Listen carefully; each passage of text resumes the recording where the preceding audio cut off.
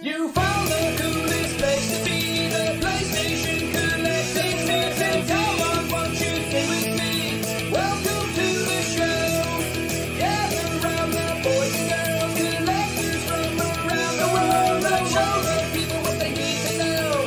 Welcome to the show. Gonna talk to guests, only got the best. Gonna put their knowledge to the test. Gonna laugh and eat, gonna listen, dream, gonna show you things you've never seen. Gonna sing the song to the break of dawn. Gonna rock this party all night long. So come on everybody, let me see you dance. Get yourself ready, you got one more chance. You found the coolest place to be, the PlayStation collecting system. Come on, won't you stay with me? Welcome to the show. Gather round the boys and girls, collectors from around the world. Let's show the people what they need to know. Welcome to the show.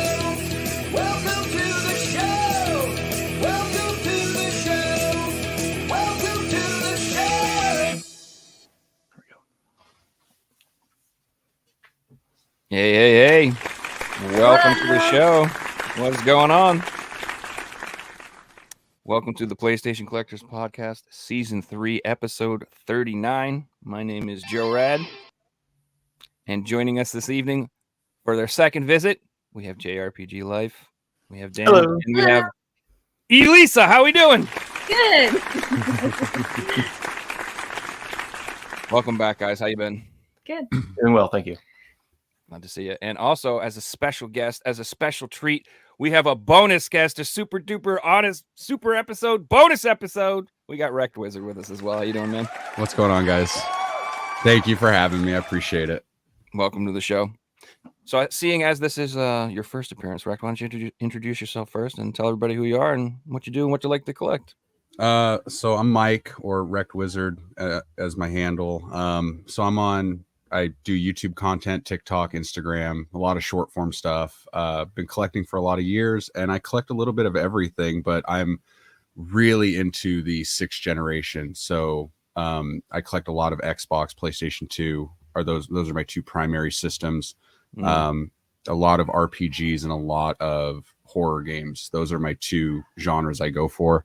And yeah, everything but the Dreamcast. I'm not a Dreamcast fan. I know a lot of people hate me for saying that, but Really? But yeah, I'm not a fan. I think it's just overhyped. Most people weren't. That's why it didn't do well. Yeah, it's ahead of its time. I'm like, was it though? Like, it wasn't that great. But yeah, so I collect a little bit of everything, all the way back from like Atari till current stuff, and I like collectibles and all kinds of cool stuff. So I've been doing it a long time and decided to turn it into content about 4 years ago. That's pretty awesome, man. So you have you do YouTube videos as well. You're on Instagram, X, all that stuff. Very cool. Yep, TikTok, and I used to stream on Twitch a lot, and I kind of moved over. If I do live streaming, it's over on YouTube now. But and then I also host a podcast as well. Oh, cool. What's the name of your show? So I have the Retro Renegade podcast, and then I'm actually starting a new one with Video Game Votary and Black Ranger next week. We're gonna have our own thing. Never heard of them. Yeah, they're good dudes. I'm excited to start one with them. And so yeah, I love doing the podcast thing, dude. It's like one of my favorite things to do is just get to hang out with other nerds and talk about all this stuff. It's nice. Do you guys have like a set schedule that you do your show on? Like what nights do you do it on? So the Retro Renegade one, I have 3 other co-hosts, and that one's been put on hold for right now. But the new one I'm starting with the other guys, we're going to be doing every Sunday at 9 a.m. Pacific time, so noon Eastern time every Sunday, starting next Sunday. Yeah. A little morning retro talk. That's pretty nice. Like exact opposite of what I do.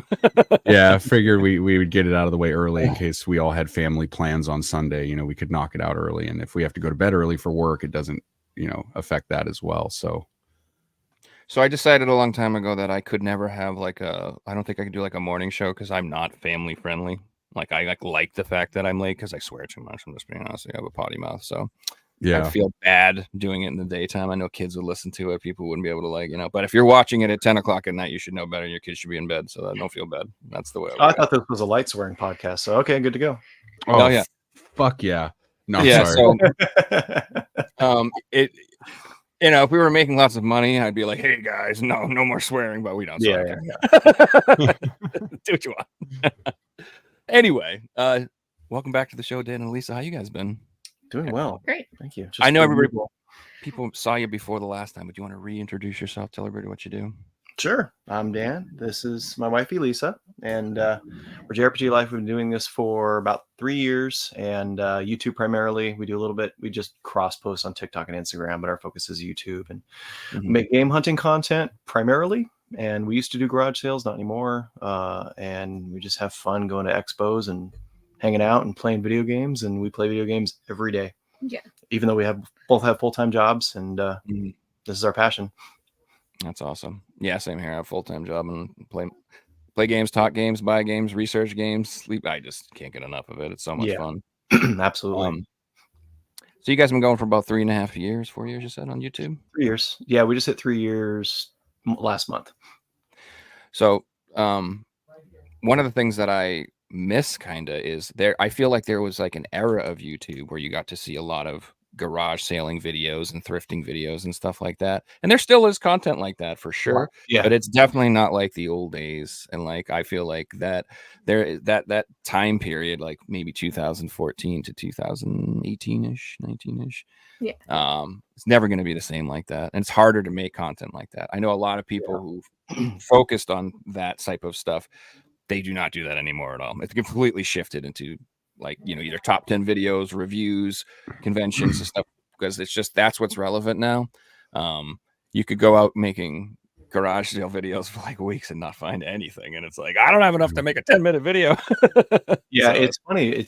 The garage sale environment has shifted more to just the reseller side. Yeah. There's a lot of reseller garage sellers, but there's not really a video game only yard sale channel anymore. Usually they're doing other things. There are some, but they're not often. Like we have to, like, if we do a garage sale video, we have to focus it not only around video games but also like nostalgia items. Yeah, because like we might hit like one garage sale that actually has video games to buy and like hit 50 in a day. So yeah, and the editing is tiresome for garage sales. I'll come home with 200 clips that I got to put into one video, and that's a common for a garage sale day, because I just turn the camera on just in case.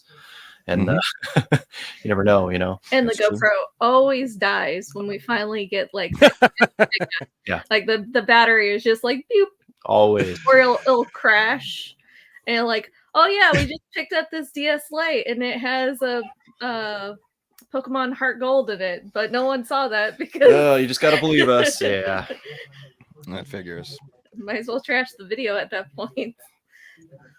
And I kind of wish Figsy was here for this, because he was he got into like reselling for quite a bit, and like you said, you can't like really do it. Like if you're like want to do it like for a living or to make money or whatever, you can't just focus on games anymore. Right. Like you have to like learn about all things nostalgic, and not like even like books, and like he like weird, like he would make a lot of money off of like BBC TV show sets. You know what I mean? Like people like he made like a huge thing about like television sets of shows. Like he would collect them and build like the entire set over a year or two and then sell them that way, and they would always like make tons of money. And so like you kind of like you said, it's you have to like learn about everything collectible. And that's kind of cool, but I don't know. For me, like I just like games. I have enough problems. I feel like if I started learning about that, I would start collecting other things, and I don't need that in my life. I just we all collect enough already. Yeah, I'm really big into like retro toys as well. So like I'm like already passionate about it, so I know what I'm like looking for, you know, when I go out to a garage sale. So I have explored that realm. And oh man, it's scary. First of all, it is. So the ones that I want, I don't know if you guys ever remember. Do you remember a show called The Inhumanoids? She remembers everything, I'm sure. No, it was like a 90s cartoon show that like got banned for being too scary for kids. That sounds right up my alley. Is that the one with like Frankenstein and? There were like 3 giant demi-demon gods, and like one of them was this giant skeleton creature, and he would touch people with his claw and turn them into like zombies.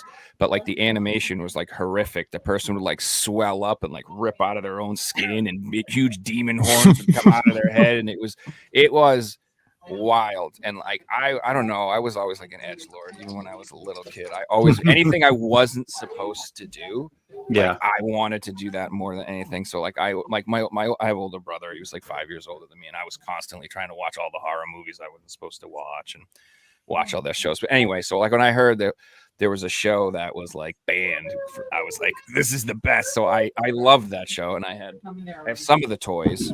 Looks wild. Yeah. Never heard of it. It's cool. Yeah. It was only on for like I've seen like maybe two. I've definitely seen the toy commercials for it. I recognize the toys. I don't remember seeing the cartoon. So that's where the whole point is. The toys were amazing. Yeah. So they had lots of like little normal ones that were really cool, but then they had for the monsters, they had like these giant ones, and they're absolutely amazing. And I was just like, oh, you know what? I don't really want to collect toys per se, but yes, exactly. And then his chest, his rib cage opens. That's wild, dude. That's sick. And then you like could put people inside of him, and he would do that on the show. He would pick up people and put them inside his rib cage. Dude, you should watch the show. It's messed up. I will. It's only 13 episodes apparently. Yeah, we could clear that in a day. Yeah. And they're and it's like 90s, 80s cartoons. So like it's like 40 minutes of commercials and 5 minutes of show. So and then 4 minutes of recap of like, this is what just happened 5 seconds ago. And like, I know, I was just there. Dude, what's funny is I don't go out of my way to like collect toys, but if I'm out and I see something from my childhood, I'm like, I have to have this. And like a lot of times it doesn't even end up on the shelf. Like I bring it home and I play with my kids with these things. I'm like, dude, these things are awesome. This is what I played with when I was a kid. Like right now I've been looking for the toys. They're expensive on eBay. But do you guys remember the show The Cowboys of Moo Mesa? Yeah. Mm-hmm. I loved that show, and I they were like actual know cows with like badges or something. Yeah, there was like a meteor that crashed on Earth and turned them into like people. Like, oh man, that's amazing. That or another toy set I'm looking for my daughter is there was like a knockoff. There was a Super Nintendo game for it, but there was a knockoff Snow White called Happily Ever After. And they made a full toy set of it, and it was basically Snow White after the evil queen is dead, and like they meet the female dwarfs that are like cousins with the dwarfs. And oh dude, it was just a nostalgia trip for me. And like I'm looking for those toys or like old Pokemon toys that I find out in the wild, or a lot of Power Ranger stuff with my kids. Like it's just random stuff from my childhood that I pick up, but we usually play with it and trash it. Like normally I don't put it in the collection, but yeah, that stuff there's a lot of cross appeal. Like I don't know, I feel like if you get the collector bug in you, it's in you. Like I've tried to explain, like it's a universal thing, regardless of like, I always try to tell people like gaming and gaming collecting aren't necessarily the same hobby. Like I know lots of people who are totally obsessed with gaming. They don't own a single game and they don't collect it all. And like my brother, for example, like he has like 5,000 like vinyls or something. He has like some insane amount of vinyl records, and there's just no way that's a coincidence. Like even though he isn't really collecting games and I'm collecting, it's different. We're both just completely the same. Like we have the same compulsions and we just have the same things. And I'm like, it's genetic, I swear. So I find that Retro Rick, I think he really did a good job of like capitalizing on that nostalgia bug, because it's like, it's not just games that take you back. It's everything. It is toys. It's magazines. It's ads. It's commercials. It's all that stuff. Like it's fantastic. Totally. Yeah. Even like food and snacks and stuff. Like it's just kind of crazy to like see like the stuff that he talked. Like I honestly, if it wasn't for Rick, I wouldn't have in a kind of domino effect roundabout way. I would have never met Dan and Elisa, because I found Rick years ago when he first started his $10 game collection.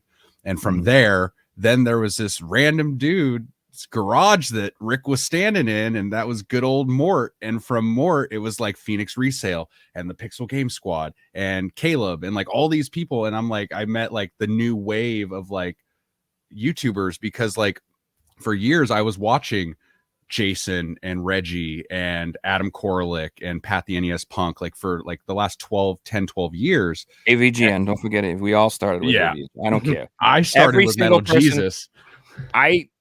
For me, it was when I saw AVGN's Nintendo collection, I was like, yes, why don't I have that in my life? Why am I not doing that? What the hell have I been doing with my life? Like, Dude, I'm stupid. Like, immediately I was like, why do not I have? Like, why am I not doing that? Dude, if I'm being honest, I didn't know who Angry Video Game Nerd was until I saw him. Like, obviously, this was like 10 plus years ago on Pat's. Like, Pat was with him in like some stuff, and then I started watching AVGN. But yeah, Metal Jesus was like the first guy, and I was like, man, this guy like likes all the old stuff from when I was a kid. This is dope. And like getting to meet like John Riggs and like Adam Koralik. I love Adam Koralik, dude. Like I could sit there. It's like listening to an encyclopedia on like every generation of every console you could ever want to know about. And honestly, just watching these guys, like just listening to them, it's like literally learning, but I'm enjoying it. Like it could have been a class in school. Oh, and Happy Console Gamer. I got to shout him out because he's my all-time favorite. I love Johnny. Yeah. He's amazing. Like these OG guys are like on the Mount Rushmore of like retro gaming creators. You know what I mean? So it's like, you know, but then yeah, I met all of these new amazing people through Retro Rick, honestly. So it's been awesome.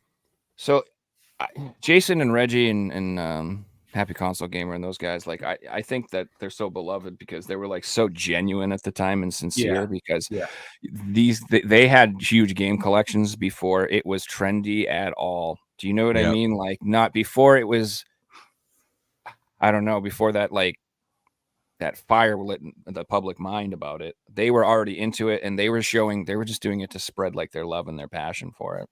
It made you feel like it was okay to like be a nerd. Like these guys were broadcasting their love for all the cool things that a lot of people growing up like didn't really talk about. I had friends that wouldn't talk about that they were like into anime or video games because like the general public was like, oh, you're weird, or you're, you know, and just didn't accept it. But then I found Metal Jesus. I'm like, wow, this dude actually makes videos about the stuff I like. That's so awesome. And you just find all these amazing people, and the community has just been awesome. Like, honestly. Yes, I'm 41. So when I grew up, like I wouldn't say like gaming was like looked down upon, but like there were like Dungeons and Dragons was, there were some things that were like nerdy that people like wouldn't like talk about, and they would look down upon and stuff. And I never cared. I played all that stuff, but I always had the luxury. I'm a large human, so no one was gonna give me shit about it anyway. They were like, oh. And I was always into like death metal. And so I was that kid who had those really messed up shirts from like the 7th grade on. Like I was wearing Cannibal Corpse shirts and like Cradle of Filth and all of these things. And so everybody was always like, oh, hello, that guy. Hello, you're strange. I was just like, 'cause that was another thing. When I was in school, no one liked metal. Oh, dude, I loved it. No one listened to metal. I mean, it was me, my friend Sean, and this one other dude I knew who liked hardcore. Like he liked straight edge hardcore. He was like into like Poison the Well and he like that sort of stuff. But that was like it. And then there was one other kid who wore Hatebreed shirts. So I like self-isolated socially, like right away from a child. Like I was always like off the beaten path. I'm like, I like weird music. I like nerdy stuff. And I'm embracing it. I've never like had like nerd shame about it, because I'm just like, it's just so part of my being. Like, I don't know. I like Star Trek. I had a Star Trek card collection. Still have it. No shame. Yeah, well, not dude, at all.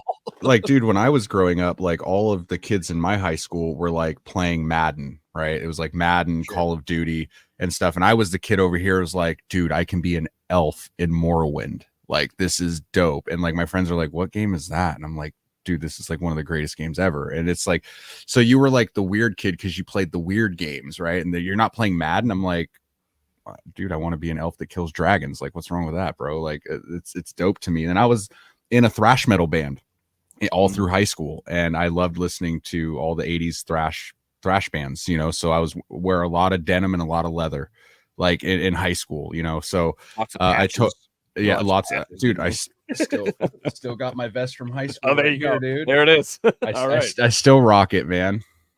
That's awesome. So Yeah. So back in the day, did you guys play any handheld games? Yeah. Oh yes. Yeah. So like my brothers got Game Boys for Christmas one year, and I did not. And that's okay, you know, because like you know, my mom wanted me to like dolls more than anything. But since my brothers had the Game Boys, like I would just be like looking over their shoulder like the whole time, you know.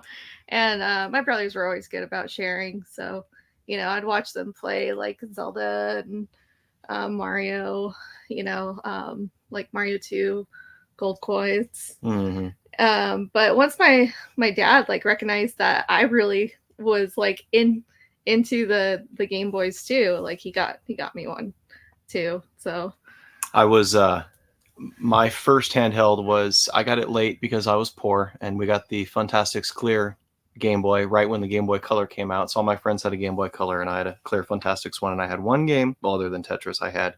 Yeah, but other than Tetris. I had Tetris Attack, and that was the only game I had for a very long time. And then I saved up my allowance and had 6 golden coins, and played that one forever. And then my grandpa bought me a Game Gear, and I like was obsessed with Crystal Warriors forever. That was like my jam.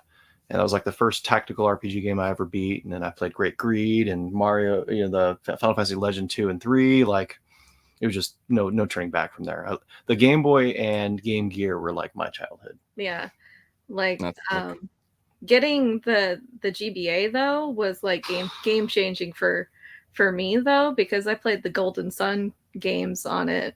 Yeah. And like just being able to have an RPG like all to myself, you know, when you have siblings, it's awesome, and it's also like a curse and blessing, or where you know only one of you gets to play the RPG first. And I one save file on each. Yeah, and I was the youngest, so that means I got to play last. But having a handheld meant that I could play the game first all to my own.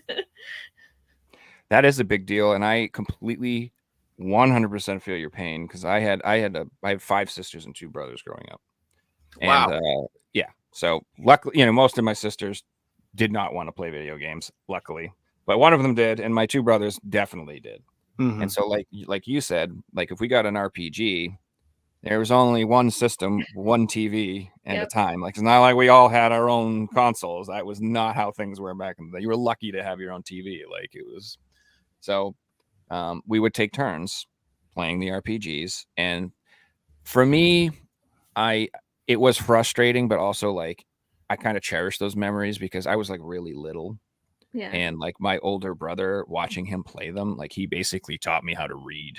And he taught me how to like play games, and I got to like learn from watching him so that I could beat Phantasy Star by myself, you know, after watching him do it, you know. So what I loved about the about the Game Boy days is that the challenge of an RPG was learning that you needed to go into the menu to use a black orb to open a door.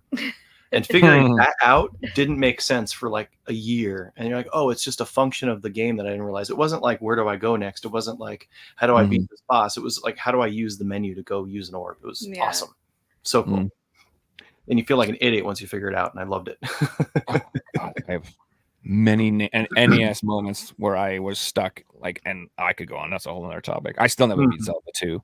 I did, there's a part in Zelda 2 where you have to find like 8 magic pots or something like that, and I found 7, and I spent like weeks trying to find that 8th pot. Never found it. So right about it. So yeah, for me it was, again, same thing. I mean, I had Tiger handhelds. I don't know if I had those. Dude, I did too. A Game Boy, that might have technically been my first handheld, but honestly, they were like barely games. They were just like, and the watch, I had the watch Tiger handheld. I don't remember which one I had, but I had one of those, and I played that at school, and you'd hear it like beeping from, you had those hollow like school desks that you'd like put your books in. So I'd like stick my arms in there, and I could kind of see it, and I'd play from there, and the beeping would like echo. I'm like, oh crap.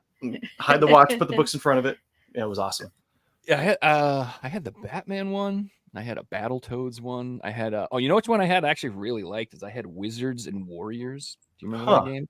there was a Wizards and Warriors handheld, and it was like black. It looked different from the rest, and I always thought it was wicked badass because it was black. I don't know why. I thought it was so cool, but anyway, I still love that one. But anyway, so if they were all right for what they were, I mean, they were good for a car trip. And so was the toy that came before that, which was the water toy where you got to blow the rings onto the sticks. The dolphin one is the one I had. That's everybody's first handheld.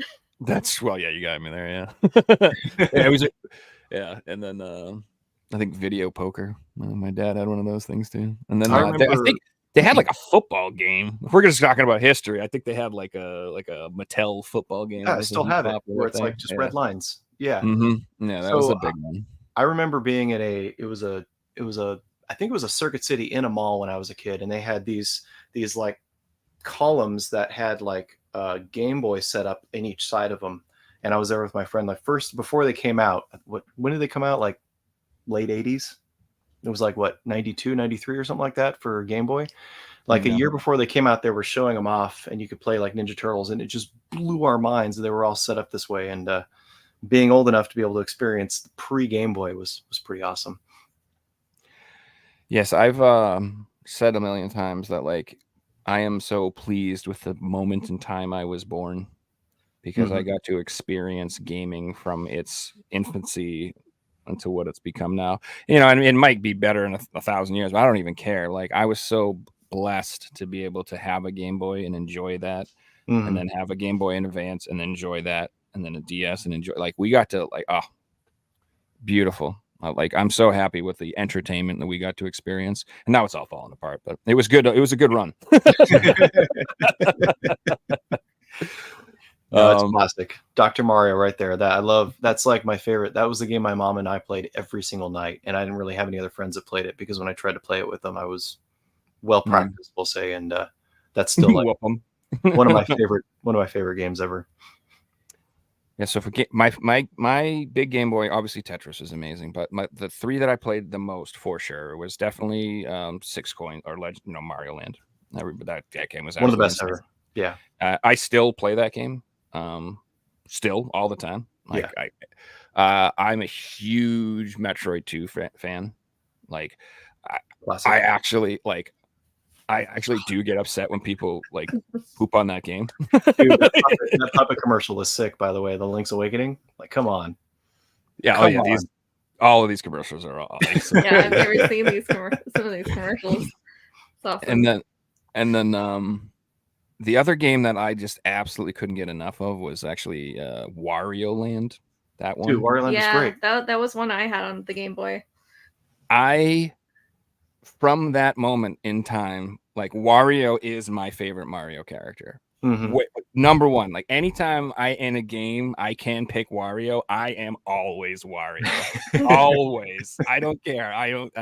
And it's like so funny to me because like my nieces, they're like, "This fits you, Uncle Joey. You are Wario." I'm like, "That's right."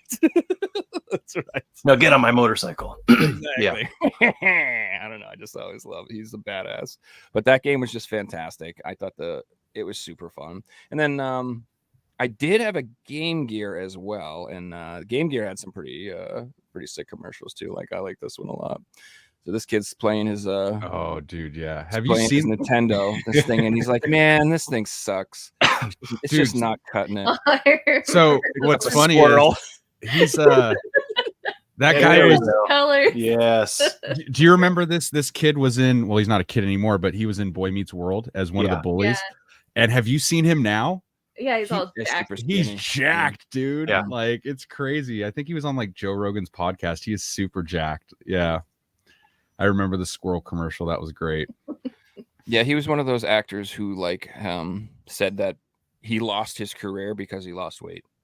Like, his whole acting career was he was like a big overweight dude, and like all the parts. Yeah. And then as soon as he became skinny and jacked, he can't get work and acting anymore. Same thing happened in a way to Jonah Hill, believe it or not. I feel like he has a similar thing where he's trying to be like, "I don't want to be the funny fat guy," and they're like, "No, you have to be the funny fat." He's like, "I don't want to be the funny." They're like, "Fine, well, we're not going to hire you." So here's a question: Go out and eat cheeseburgers. Did you guys ever see a Lynx back then when it was like only Game Boy and Game Gear, or what did you think of it if you did? A Lynx?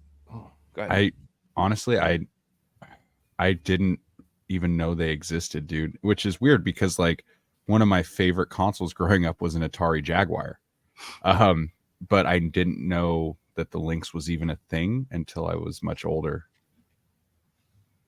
So my local game store had one, and it was like prohibitively expensive back then. I don't remember how much it was, but it was prohibitively expensive. But I remember seeing the flying game. That was the thing that was always displayed, was Wings or whatever it's called, or Arrow something. Never owned one. Yeah, I never had one, and like Mike said, like I don't think I ever even knew about them back in the day. Like I wasn't even aware. Yeah, I don't remember even seeing them in the magazines either. So I have a feeling my dad probably purposely avoided letting me know about that existing.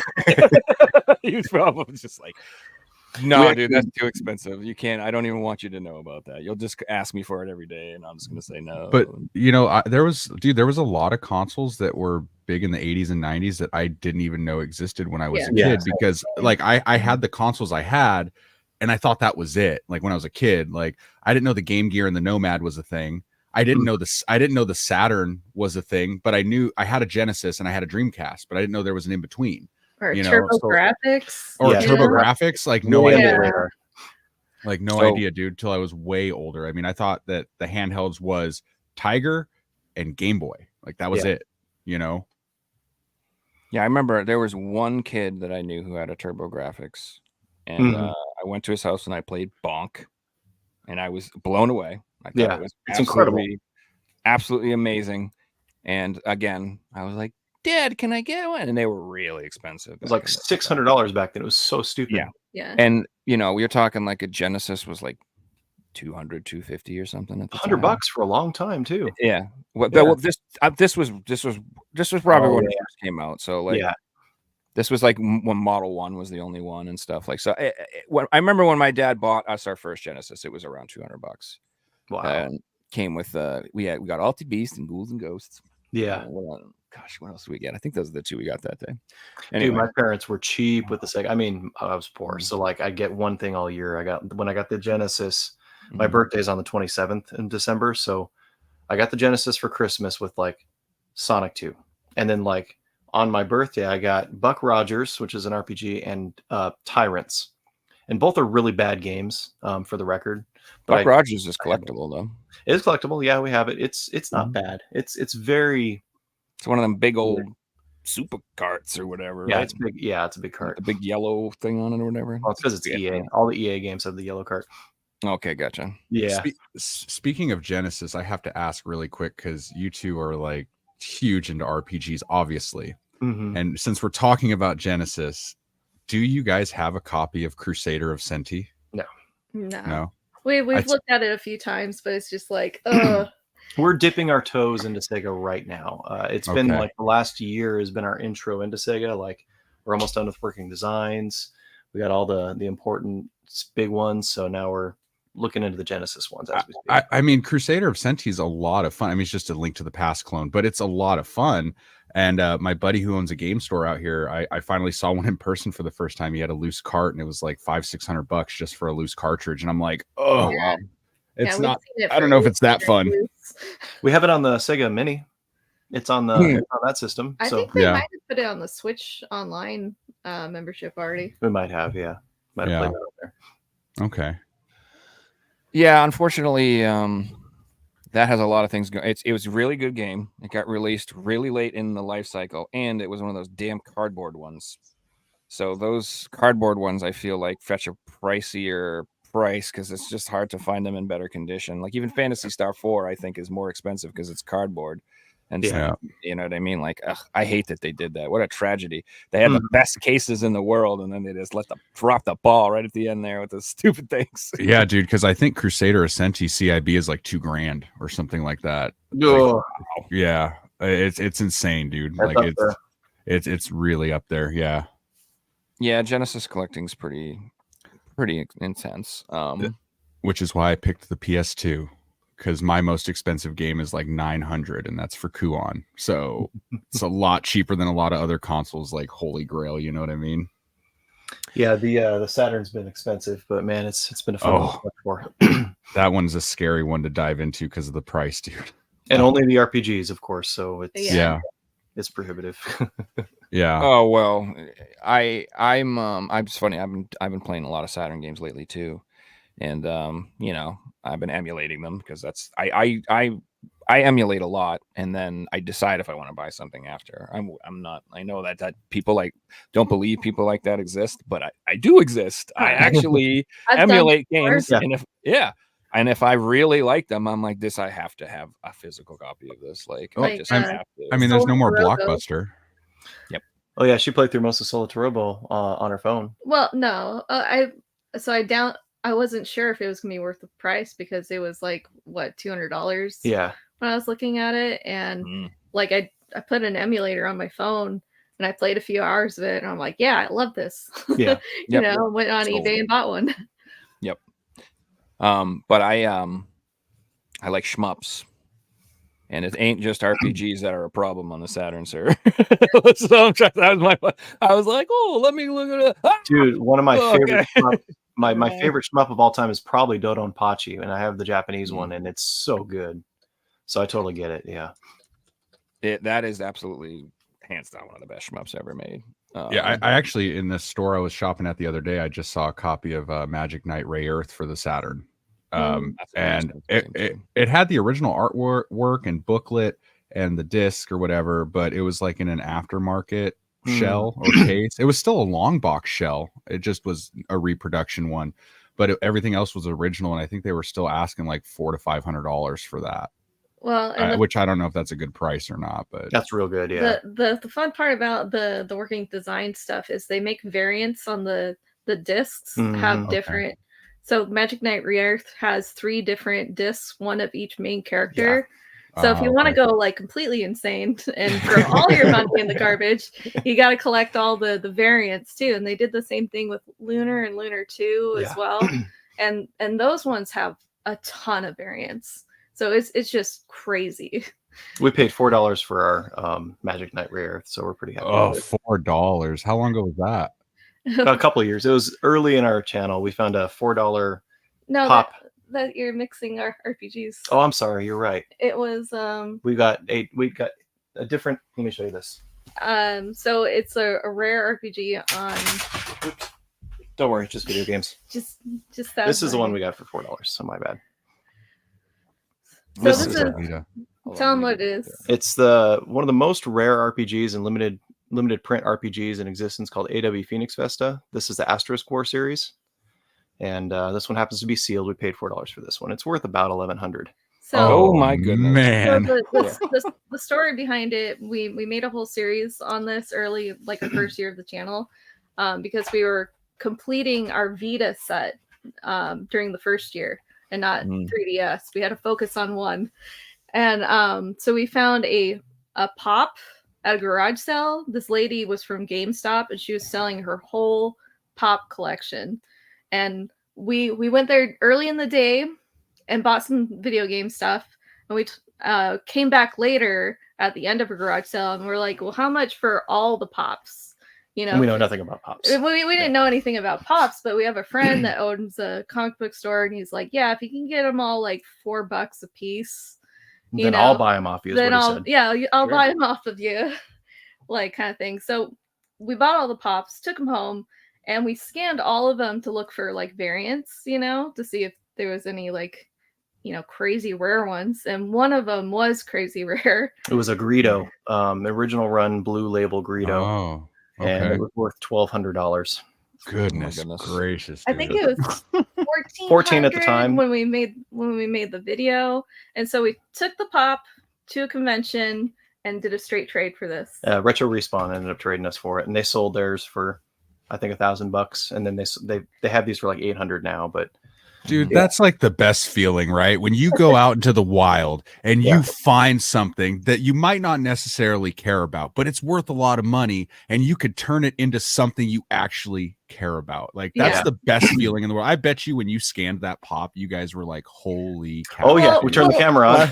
Denial for me. I'm like, there's no way. There's no way. way. That's gotta be mistaken. You know, you gotta check all the boxes. Like, okay, well, what's the difference between this one and the $20 one that looks just like it? You know, it's like, oh, it's the blue letters. You know, dude, that's amazing. That is and amazing. like it's a first print kind of thing. It's just, you know. Well, this is the handheld show, right? Yeah, and this is why I'm trying to tell you guys, you need to go back and watch YouTube from 2014 to 2019 so you can learn all of the stuff so that when you're out in the wild, you'll know which pop is worth it. Like that to me, that was one of the biggest reasons I like to consume that type of content, is because I was buying and selling a lot, and and I'm like, I don't want to be the guy that gets rid of a game that's worth $1,000 for $20. I don't want to be that guy who gives away Kuon for $10. You know what I mean? Right? Like I need to know. So just because I'm into PlayStation now, like that's what I was buying mostly at the time.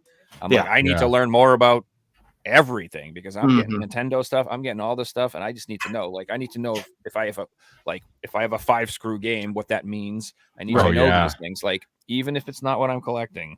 Oh, that's gorgeous. That's beautiful. That's the handheld score. That's our best score ever at a garage sale. We got that for $5. That's beautiful. And it's based perfect didn't, dude. 2017 garage sale. That is so awesome, dude. It was the only video game item he had there.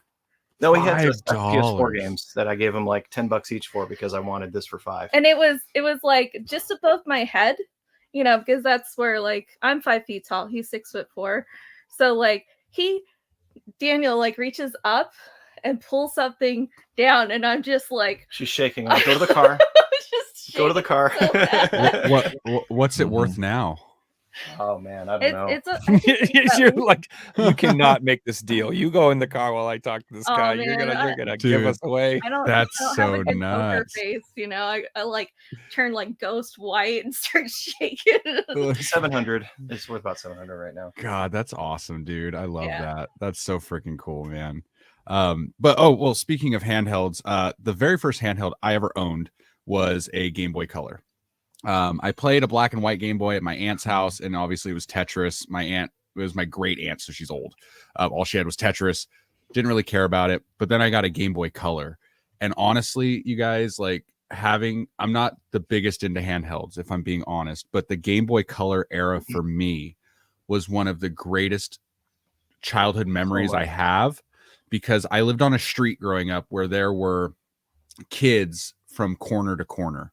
And we all had a Game Boy of some kind. That's what we experienced it. Dude, and we all had Pokemon games, different versions and link cables. And dude, summers were amazing because we were all best friends. I'm still friends with these guys to this day. Like they were in my wedding, and like we would legit hang out and spend the night at each other's houses, and we would battle and trade all summer long. And I still have my original red version from when I was a kid that I played with all of those guys. And like, I still talk to him about it to this day. Like, it's just like so many good memories playing this. And what's cool is I don't have the Game Boy Color anymore because it was stolen. That's not cool. Yeah, it was stolen off my front porch, and I was really bummed out about it. It had my silver version. Silver's my favorite, probably handheld game of all time. It just maybe it's not the best, but it was like my most cherished game that I loved. But recently, I don't know if you guys know who this is, but Cody with a K. Yeah. I won. He was doing a giveaway in his $10,000 game collection series. He was doing a giveaway of a copy of Pokemon Red, which was my first Game Boy game ever, and this Game Boy Color, which was my exact Game Boy Color and my first game. And I was like, the fact that you had these paired together in a giveaway, I have to enter. And I won.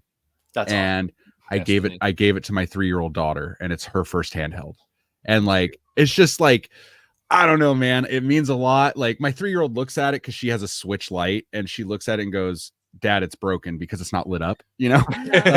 So I'm thinking about like keeping the shell and everything original, but actually modding the screen to a backlit screen for her so she will actually use it. But just like to win this, like, was super super nostalgic for me, and I'll always keep it just because it was so cool that they were paired together. But mainly, if I'm doing handheld stuff now, I'm usually playing on one of these now, on an Ambernick, something like that. They're great. Yeah, they're awesome systems. They're fun. My daughter loves it. It's great on car rides. And it's a really cool little system. You know what I mean? I've had mine for this model for about 3 or 4 years. And I got it on Amazon for like $100, and thousands of games right at your fingertips, and the screen looks great. So, but I think after the Game Boy Color, I had the purple Game Boy Advanced, and then I had an SP. And then my brother had a PSP growing up that he loved. I never really played the PSP too much. And then the last handheld I got as a kid was, I remember going to KB Toys with my grandmother, and she got us a DS Lite, a black one at KB Toys with Pokemon Pearl. And me and my brother had to share it, but he had a PSP, so he didn't want to play the DS. So I played the DS. So yeah, I mean, other than that, I had an XL, 3DS XL, and now I actually have I'm a big Zelda collector. Like, that's my biggest thing. I have the Zelda 2DS, the green and brown one, still in the original box, and I actually modded it and put like a crap ton of games on it. And so my daughter plays, we have 2 2DSs that are modded, so she plays those. But yeah, I mean, so yeah, that's my little story about the Game Boy Color. It was just a big part of my childhood with all of my closest friends, and so many good memories on a summer night just playing Pokemon. Like, it was huge for me. I feel like that's definitely going to be a lot of people's experience. This Pokemon was just a phenomenon, and that was like the first platform that it was really pushed on. And I was a little older, so Pokemon. I just missed Pokemon. Like, I was like 13, 14 maybe when that was getting big, and I was just like, this is a little too kiddie for me. But I didn't like it either. I was not I'm not a huge I don't dislike it or anything, but I don't have that like thing with I was a Ninja Turtles Power Rangers guy. That was my generation more than Pokemon. So when Pokemon Red was out, all I wanted was freaking like Pikachu, and like Pikachu was kind of not easy to find, like so when they came out with Pokemon Yellow, and you have just a little sprite of like Pikachu following you around, you could just turn around and say Pikachu to you like over and over and over. That was like the best thing ever. Yeah, I mean, it is cute. I'm not gonna argue with that. And I did like Team Rocket was like funny and stuff. I have I like anime, so I mean, it resonated with me just because of that. I was like, anything, everything. I was like, dude, cool. The anime was great back then. Yeah. I think I was same age as you, and it was very much all about Pokemon. Even freaking Hamtaro, when it came out, I was like, what the heck is this? This is wild. Pokemon was amazing back then. Not the games or whatever, but the show was great. Yeah, like like Dragon Ball Z was one of those things that I think united all the nerds across all the world factions in school, like the jocks and the band nerds and like choir. We could all be one with Dragon Ball. I think you make a really good point, and I do honestly believe that franchise is a unifying franchise across all creeds. Everyone likes that. Like when Akira passed away, there were tributes in South America, North America, Asia. Like, everybody was devastated. Everybody loved that guy, and that. I think Dragon Ball resonates with people because it's just such a good message that just shows you that like life is about training and working hard and discipline, and it has all of those key things about improving yourself through hard work. That like it's just a universally good message that I think resonates with everybody, and no matter what. And you can apply that logic to anything that you do, not just get big and muscle. Yeah, but Piccolo was a better dad than Goku. that is by far my favorite character in that entire franchise is Piccolo. Like I love that character, dude. Like Goku you were saying, like, dude, Dragon Ball Z. And I feel like growing up, like the 3 that like stood out the most to me was probably Dragon Ball Z, Sailor Moon, and Pokemon, right? Like those were like the real mainstream ones. Like my wife loves Sailor Moon, and I was Dragon Ball Z and Pokemon growing up. Like that was because I was born in 91. I'm 33. So like that was like prime, like really got, dude, me and all my friends wanted to be Super Saiyans. I remember going to Walmart and buying all the Dragon Ball Z action figures like growing up. And we were such nerds, bro. Like we would like literally grab the toys and we'd be like, huh, huh, and like they're really flying and like doing the super speed fighting and all that. Like we were so into it. And we used to like get in the swimming pool and like spike up our hair and like do like fake like blasts and stuff in the swimming pool. Like we were super nerds, dude. And then they started to come out with like all the games like here in America, because like there were the Japanese ones, you know, if you had a modded PS1 and stuff like that. But like, dude, once Budokai and all that stuff started coming out here, like it was game changing. I loved all of those games. Like they were such a big part of my childhood. Like I loved it, dude. And now you can play Budokai on a little handheld like this, or your Steam Deck or whatever. I did see you guys had mentioned. I just wanted to point these out a little bit. One of the things I like about handheld gaming is like there is this new resurgence of these companies making these form factor handhelds. Oh yeah. So like these things have been around for a long time, and they didn't really interest me that much, but until they started doing this. This is very, very interesting to me. If you're going to make a Game Boy SP with an SD card slot that's got a backlit screen and a USB-C chart, like all the life quality of life improvements that you get today. Now I'm interested, and this thing's cheap. It's only like it's like $17 to ship it, and then you can get like an extra 128 gig memory card for like another like $20 or whatever. And the tough throw thing, a bunch of games on it. So. We were playing a lot of Ambernique, and then we got the analog pockets. Yeah, because we have such a large physical collection. And those are just taking over. They're so good. Oh yeah. So I'm going to do a show on the Mr. PGA soon because I'm going to be building one, and nice.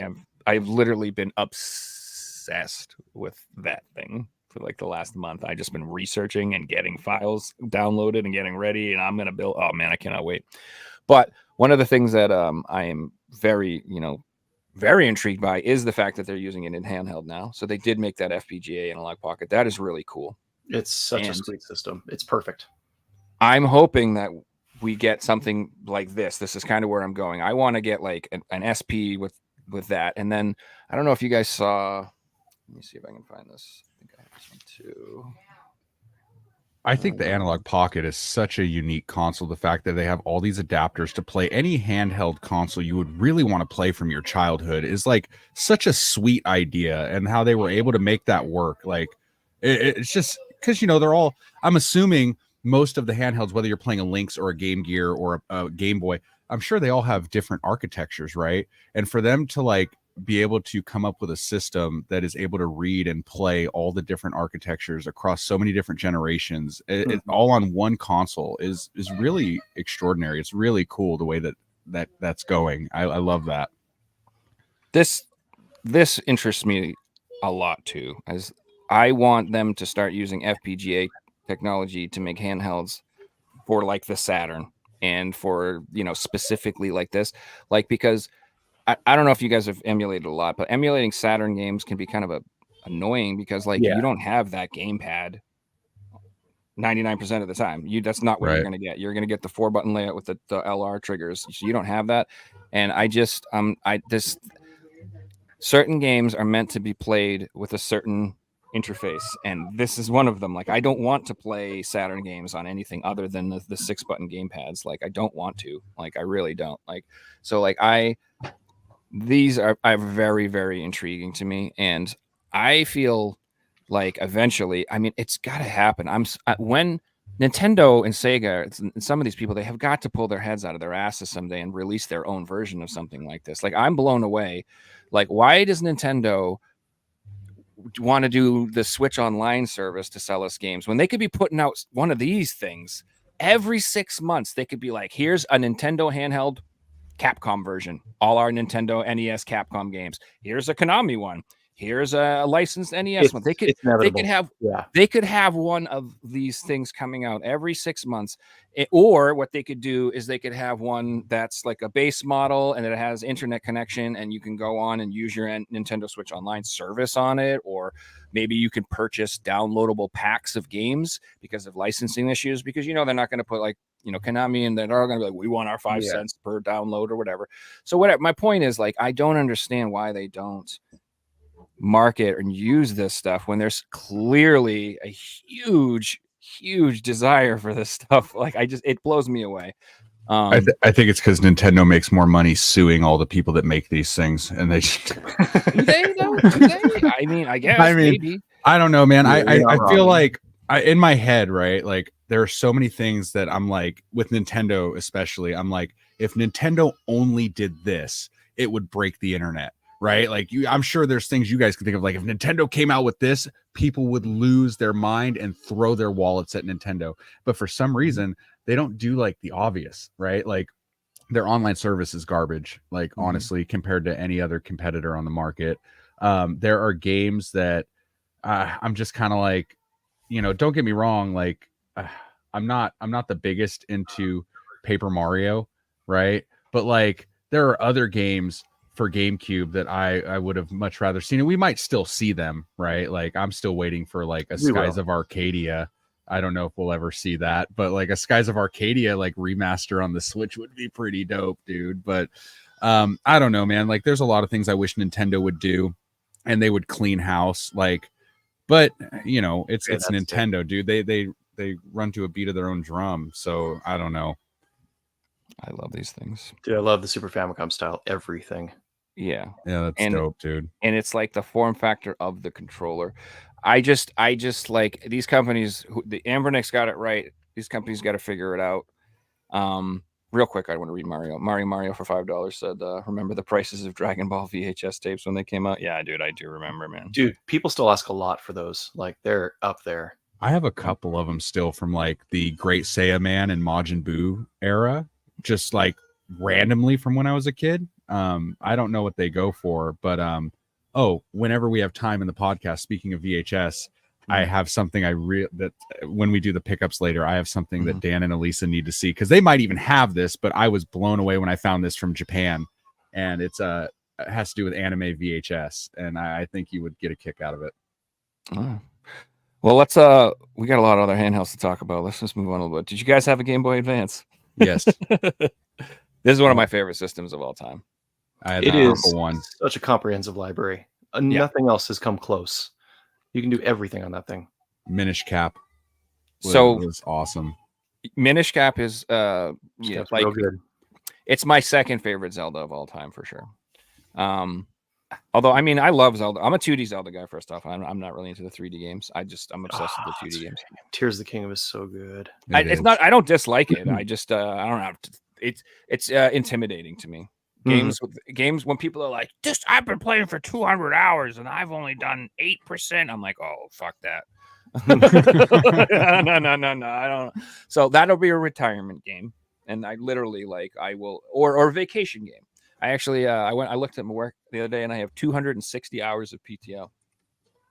And so I told my boss, I'm like, hey, I'm just gonna take some time because I'm gonna start losing this shit. So I'm just gonna burn a bunch. So I'm gonna play some RPGs while I'm on vacation. That's what I like. Yeah. I'd like to just take a week off and just total no life it. Don't take showers. Just sit on the couch. Just stay up till 4 a.m. eating Doritos. Just being gross. That's my plan. Dude, I used to take off vacation. I took a week vacation every time a new Final Fantasy came out. Hell yeah. And now I need my vacation for, my bones, but, otherwise I'm good. I used to do it for every World of Warcraft launch. I would take a week or two off because I was in like a top, we were like the top 50 US guild. Same. It was like a job. So it was like literally like you would get kicked the hell out of the guild if you weren't like ready for raid. Yep, you better go. So it was like another job. Yeah. I was also a WoW guy for a long time. I probably could have got better grades in college had I not been in WoW. And I was a full-time shadow priest for a long time in a top rating guild. And it's one of those, it was awesome. But I have sworn off of MMOs, and I will not go back. Otherwise, I will not be able to play any of these games ever again. Oh, dude, I have such a big Blizzard collection. I've been playing since on my Power Macintosh back in the 90s, the original Diablo 1. Oh, yeah. And I remember playing Orcs versus Humans on floppy disk, like at my uncle's house. Like, dude, I have such a big WoW collection of just like stuff I've collected over the years. I have stuff from BlizzCons, like BlizzCon exclusive items, and I've never been to a BlizzCon before. Like, I just would buy everything if it had Blizzard on it. And then, that's how it used to be. They used to be the greatest company in the world. Oh, dude, I loved them. If you heard a Blizzard game was coming out, you knew you were getting something incredible. You knew you were going to get, like, dude, Warcraft 2, Diablo 1 to StarCraft. Holy crap. Oh, dude, absolutely. Crap. And then Warcraft 3, amazing. Yeah. World of Warcraft, when it came out, amazing. Amazing. And then StarCraft 2, it was good.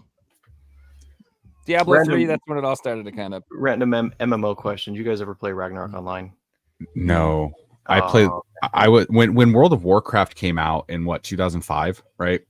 Like, I was really big into a NCSoft Korean MMO called Lineage 2.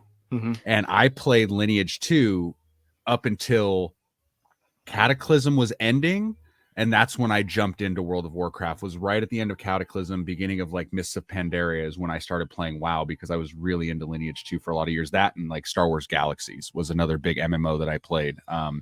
That's where everyone retired, by the way. I stopped during the end of Cataclysm. That's exactly when I stopped too. End of Cataclysm.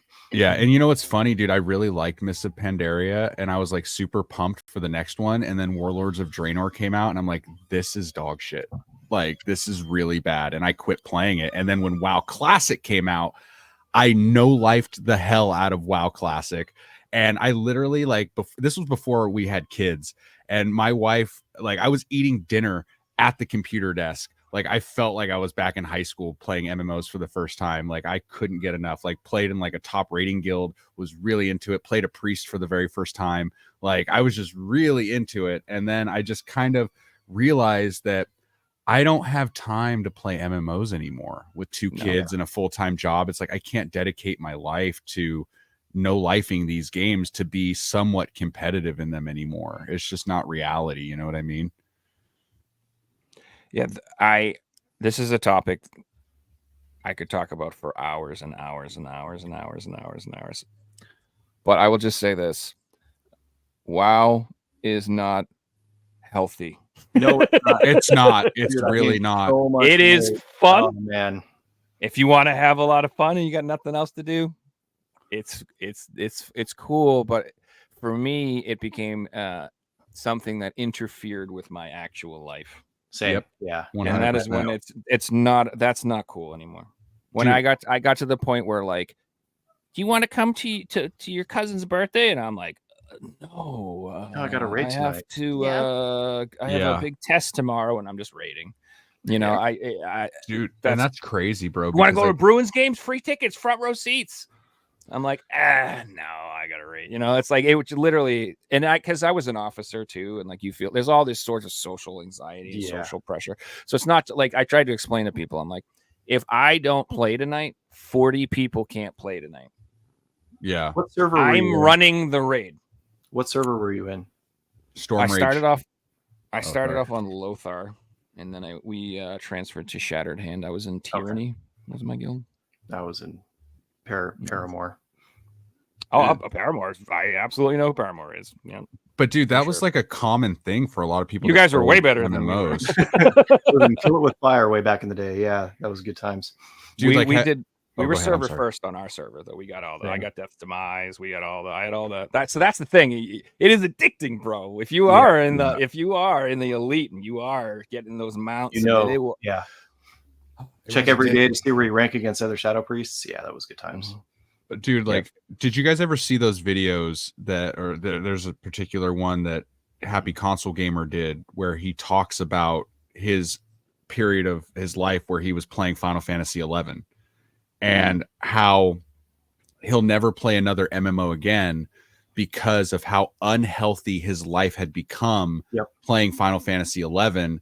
And dude, when he was explaining it, how he was no lifing it and like cut his life off from his friends, his family, just like living in his living room and like eating a bunch of junk food, not like sleeping well, and just like practically living on his couch playing this game. It was like, I felt like I was listening to like, damn bro, that's how you used to do it when you were growing up. Like, and it got to a point where like I had gotten into a lot of trouble with my parents playing Lineage 2. I was young, and I was probably 12, 13 years old. And I was the guy who would buy the fake money from like the Korean sites because I wanted the gold, because I didn't want to grind that much or whatever. And I had actually used like my parents' debit card so much, like that here and there, they'd be like, yeah, you can spend $10 or whatever. But I had started using it without their permission because I got so addicted at like 12 years old, buying this gold for Lineage 2, that one day, like my mom had called me. I was at my grandma's house because she had a computer there. So if I was at my grandma's, I was still playing Lineage 2. And my mom calls me and goes, hey, so is there a reason why the house payment check bounced?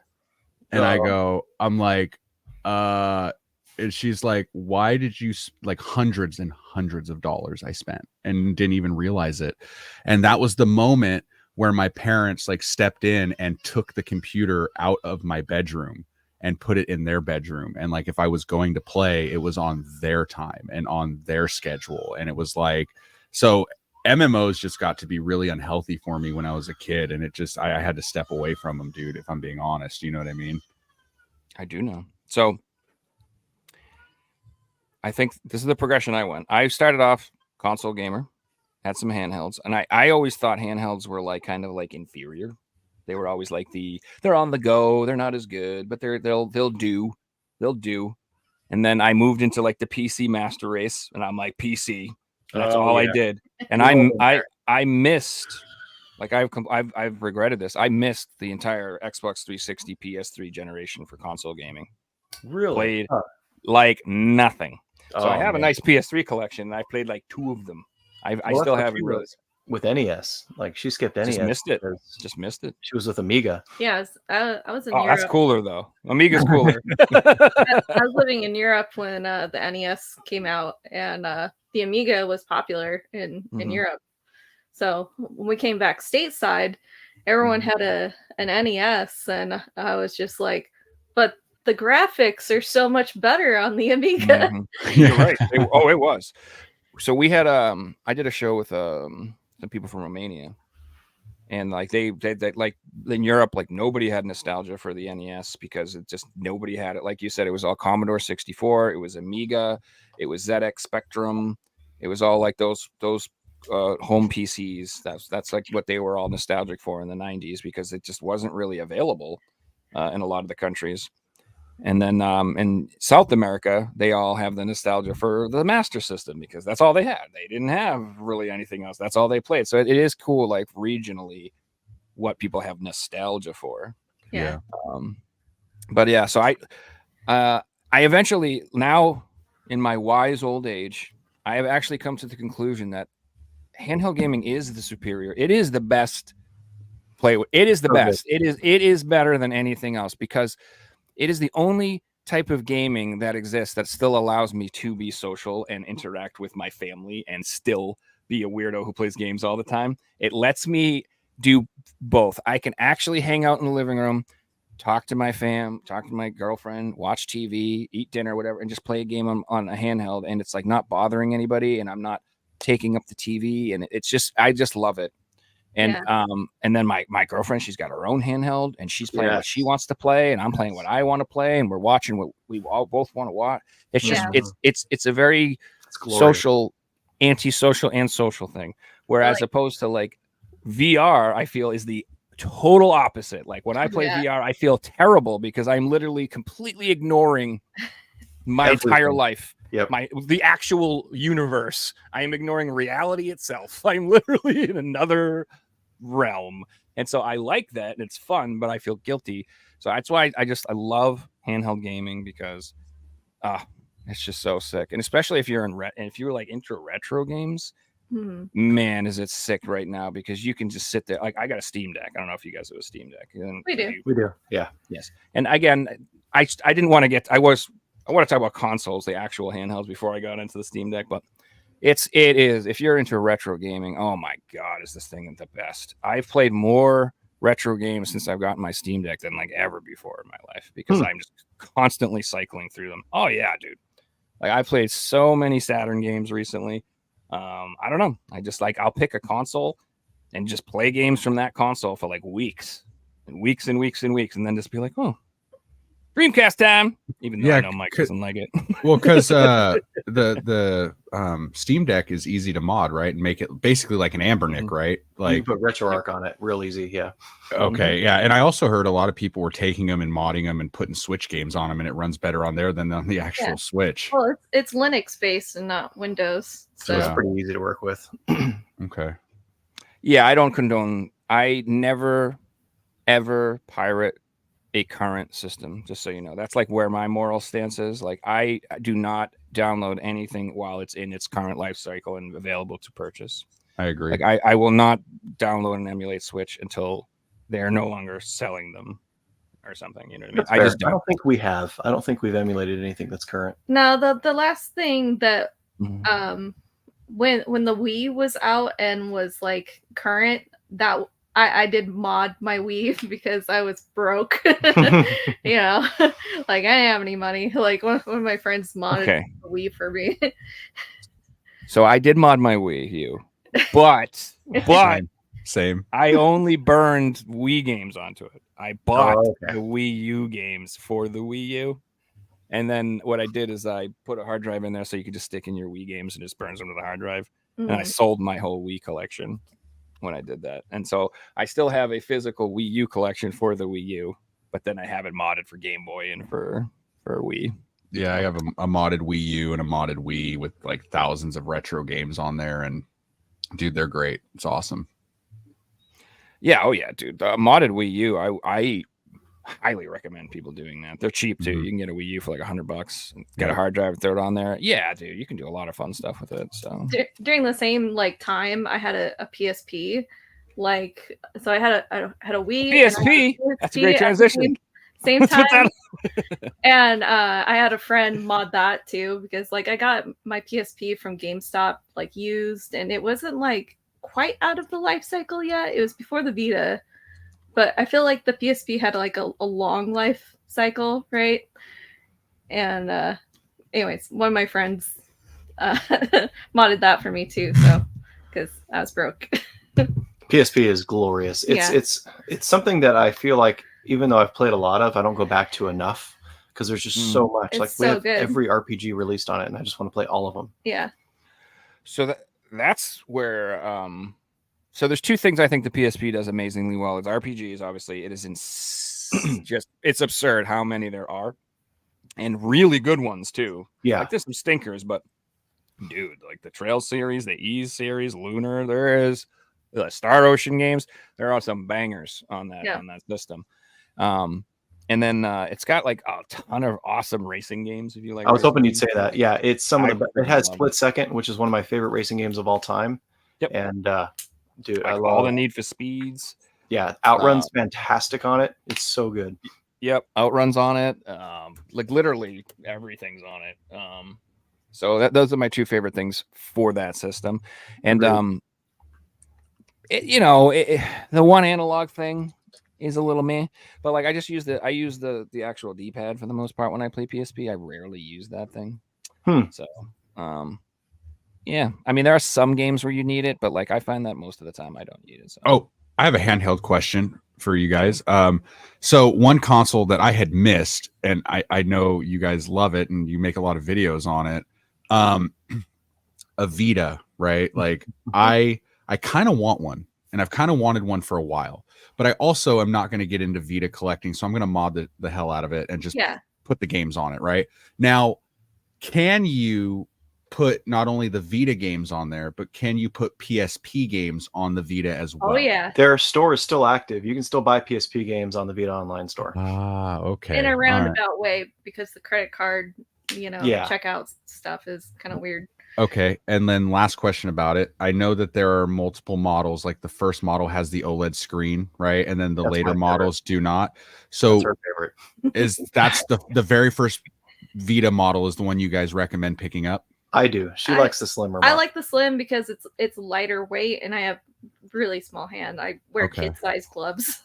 Okay. All right. It's definitely one what's a good price to pay for not in the box, but just like a good in shape Vita. Just like, aren't they around $100?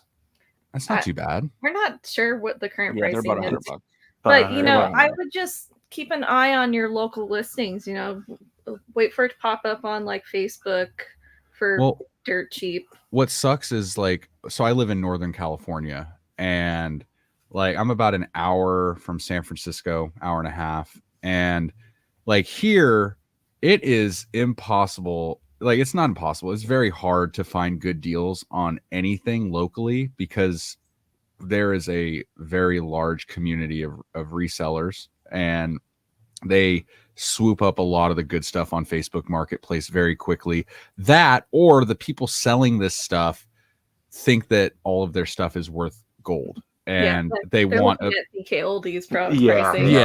They want obscene prices for their stuff. And I'm just like, dude, I can't pay what you guys are asking. That's ridiculous. But so it is hard to find stuff here in Northern California. The flea markets are essentially dead. You might get lucky once in a blue moon. Yard sales are dead because you got the reseller dude there like an hour before it even opens, knocking on the person's door trying to buy their whole lot of games beforehand. And it's like it's rough, dude. Like it's definitely a hustle out here. I know it's different in other places, but yeah, the Vita is one I definitely am looking at picking up to get into handheld a little bit more. Well, it's the price you pay for convenience. You can pay up and get something nice like that, or you can get out there and look for the yellow cars, right? Yeah. Like I think if you like really concentrate on finding something, you'll get it. You'll get it. Or if you don't want to put in the time, then there's plenty of nice local game stores out there, and or just online. Joe, are you a Vita guy? Oh, I love the Vita. Absolutely. Yeah. What are some of your favorites on that one? Because we don't hear many people that like it much. I think the Killzone game is great. Killzone's awesome on that console. Tales of Heart R is an insanely good exclusive on that game. Still stuck on Vita. Yep. I like gosh, I'd have to see what I even have. Hot Shots Golf World Invitational is probably the best. That's the best version of Hot Shots Golf ever released, by the way. Hot Shots, it is good. I have Ease 8. I have Saldner X2. That game didn't run that well, unfortunately. The Ease 8 didn't run that well on that one. Darius Burst, I think the Uncharted is really good. Persona 4 Golden, obviously, but that just got ported everywhere. I got Memory of Salsetta. So I don't have a huge Vita collection, but yeah, those are definitely the ones I like. I like the ones that are like were designed for it, kind of like that's why I like the Uncharted game. And I go for mostly exclusives for it. So I didn't. There's a lot of like visual novels and stuff on that system. That's why I don't really go for stuff like that. But it's a good system, and it's I mean the original model, the OLED model, I think is still one of the nicest handheld screens like there is. You're saying you don't have any Otome games? I do not have a No, there are a lot of them. Yeah, there are. I heard they're making one about everybody who comes on this podcast, so be careful. Oh, probably, yeah. That'll be quite the party. I got nothing against those games. I just know that. So it's like funny collecting for the PS Vita, and like, what is this game? Oh, it's another Otome game. It's either a visual novel or sweet. an Otome. I guess I'm playing this one. Yeah, that's yeah. So the library is a little weird for what we got in the West. There was a lot of cool limited run stuff too, but it obviously just didn't get supported is the problem. And then the memory cards. Did you guys see this? I just wanted to mention this. Did you see the A and Odin mini they're making? This is like basically they're making a new Vita. Yeah. If you saw that. So if you want the form factor, Mike, and if you're literally like, I'm just going to mod it and download all the games, you may want to look into something like this. will this thing run Vita games like well, you think? Or yeah. Yes. Probably. It's going to be about 4 or 5 times more expensive than a Vita, though. Well, but I mean, here's my question though. Like, if I'm gonna do something like this, right? Like, what if I just went out and bought like a used Steam Deck for like $200-300? Could I put Vita games on the Steam Deck? Yeah. Oh yeah. It's Yeah. massive though. That thing It's weighs twice like the width. it of weighs like 20 pounds. It's not so Yeah. portable. Yeah, I mean, so like with the Steam Deck, that doesn't that have like a cord or something that can also play on your TV like a Switch kind of does? Like, isn't there a way to play your Vita or the dock? Yeah. I've been looking at getting one of those. I mean, I think the Steam Deck would be really cool just to like play, retro games on and like play like AAA titles. That would be pretty dope. So I like the Steam Deck. To me is a great handheld for home, but I would never take it anywhere. Agreed. It's It's just too big. Yeah. It's too big. It's too expensive. I'm all set with that. I ordered one of those little clamshell Ambernick things specifically because I wanted an actual pocketable handheld device that I could take somewhere with me. And like that little SP thing, that's reasonable. This little Vita thing, that's probably even a little too big for what I want. That's why I like those little micro things. For handheld, I want it to be really small. Right. But I love like the Vita. The Steam Deck. That's like having a Cadillac. You know what I mean? It's like the nice thing you own. It's you don't you take it out on Sundays. You use it at home. You take care of it. You wash it. You keep it clean. It's I don't know, but it is the ultimate. I had to hook up a controller to it because I was trying to play an RPG on it for more than like an hour. My wrists, wrists were like hurting. Yeah. Bad. And I'm fairly strong. Like, even though I might not look like it, but like Elisa is a competitive powerlifter, by the way. I don't know if you guys knew that. Oh shit. So I can lift some things, but like, man, playing on the Steam Deck is I use a pillow. I use a pillow when I play.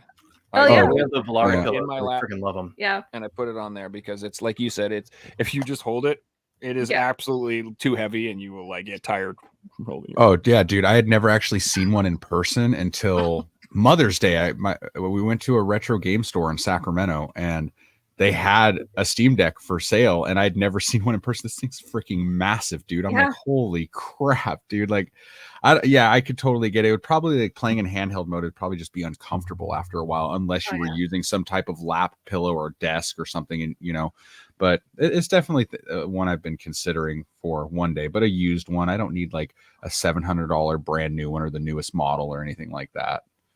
We use the Volare pillows. We're like obsessed with them. We don't game without them anymore. Yeah, they look like our own pillows. They look kind of like a pool floaty, but they're like totally worth it. We felt silly for liking it, and then after we got them, we're like, okay, we're not gaming without this anymore. Yeah, like sick? No, dude.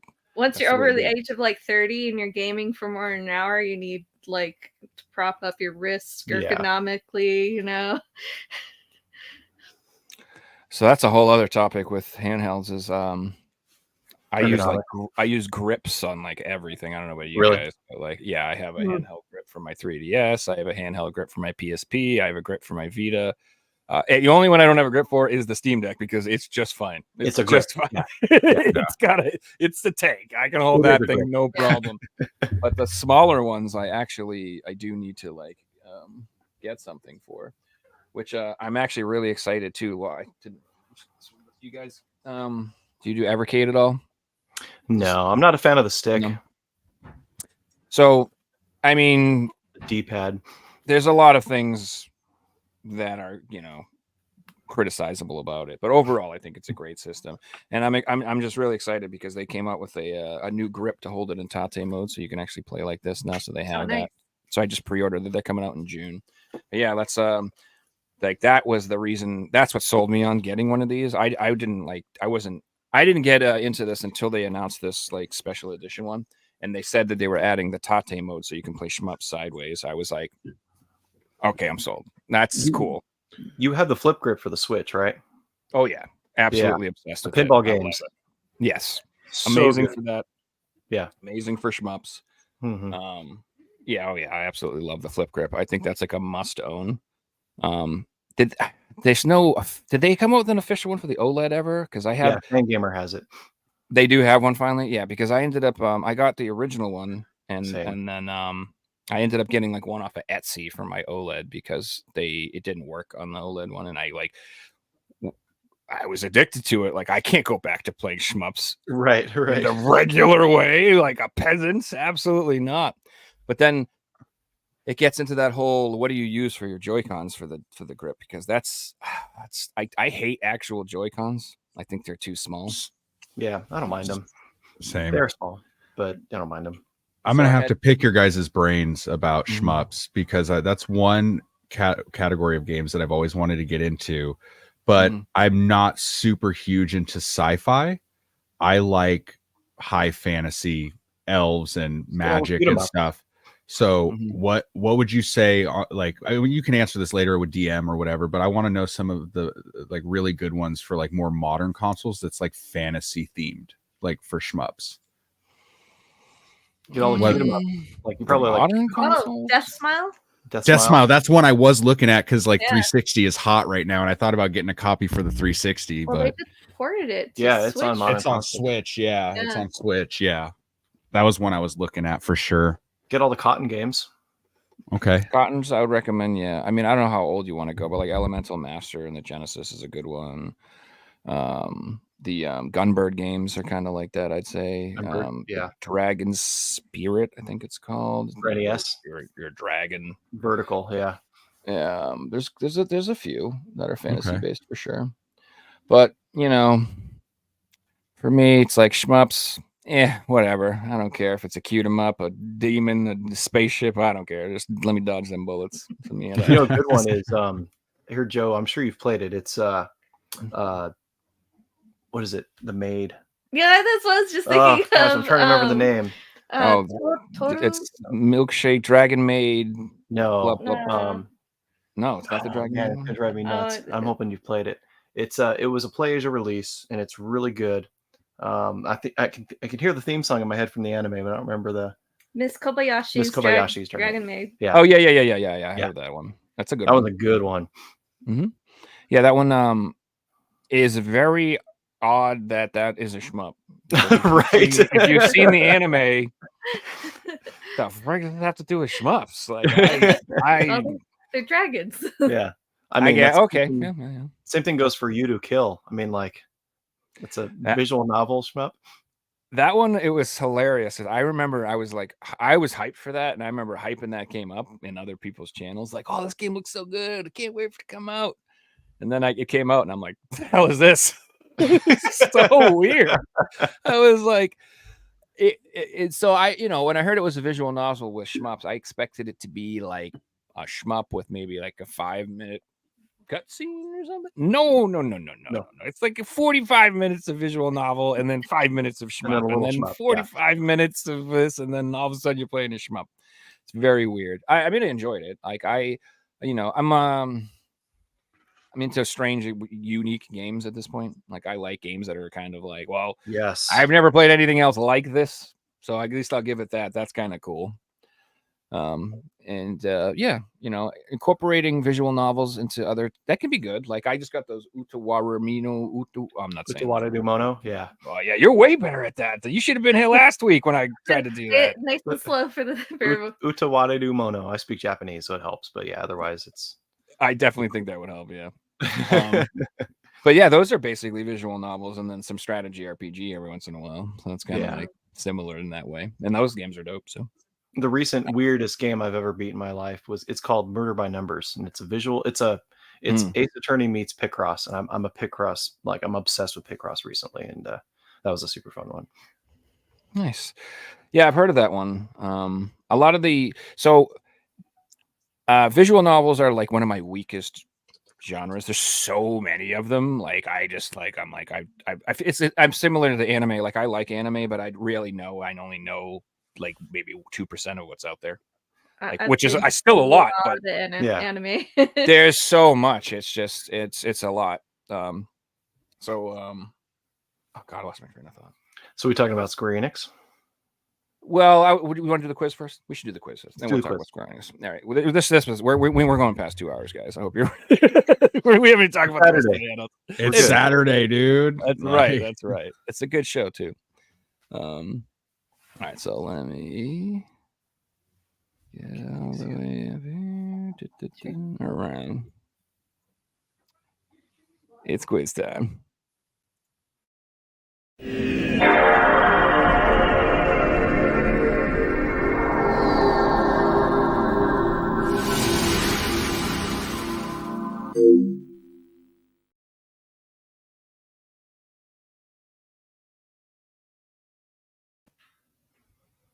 Oh yeah. Love the All right. background. Yeah, you like that one? Yeah. So I spent like maybe 2 or 3 hours the other day just going and finding all these amazing pixel arted fighting game levels for the quiz. I just think it's a good theme. Dude, pixel art Mm, best. glorious. Literally is the best. I'm definitely one of those people who's like, I like everything old. I don't like modern CGI in movies. I like practical effects. I like old pixel art. I just like the way things used to look. I don't like how modern stuff looks. It all looks fake to me. Like this obviously looks fake, but it's pretty. Like Yeah. not trying to trick me into making me think it's real. Right. It's artistic. Yeah, exactly. It is. It's very artistic. All right, so this quiz is a little different. So the way this works is there's 4 categories. There's PlayStation 1, PlayStation 2, PSP, and the Nintendo DS. And the point of the game is you guys have to try to guess what the top 3 selling Final Fantasy games were for each platform. I'm PS1, screwed. PS2, I'm PSP. screwed, he says. And the way it works is you'll each take turns. You can pick for a different category. You can pick whatever one you want, and you can guess what you think. And if you get it right, you get the points. If you get the first most popular one, it's worth 3 points. If you get the second most popular one, it's 2 points. And if you get the third place one, it's worth 1 point. And if you guess a game that's not right, you get no points. There were like only 3 on some of Okay. these. Anyways, okay. Some of these, they're not that hard. So I have a But chance. it's more guessing what you think was the best selling. Is it NTSC though, or It's worldwide. Worldwide. It's Okay. worldwide. that's So hold gonna on. be He cool. actually did. Shit. Pavel did actually have a thing. He said, I'll read it. This is based off of the sales prices for worldwide on VGCharts.com data is where you got the data. Okay. So who would like to go first? Let Mike start. Okay. Thanks. You can pick PS1, PS2, PSP, Nintendo DS. Try to guess which one. I'm not doing handhelds at all because, let's go PS2. All right. So what do you think? Easy ones out of the way. All right. Yep. Final Fantasy X is the best selling. Then probably. Oh, wait, that's it. Stop. Just Oh. one at a time. One at a time. Okay. There's a strategy to this. You can bounce around. So you Okay. want to say you think Final Fantasy X is the best selling? That is correct. So that's worth 3 Okay. points. Very nice. Now you guys get a turn. At least I think this is how this is supposed Do to we work. have to pick the console again or stick Yep. with it? Okay. Yep. So that's where the strategy comes in. You can keep guessing PS2, Yeah, or you can try to get PS1. the number one on a different platform. Yeah. Yeah. PS1, Final Fantasy 7, clearly. That's Yeah. easy. Yep. That's worth 3 points.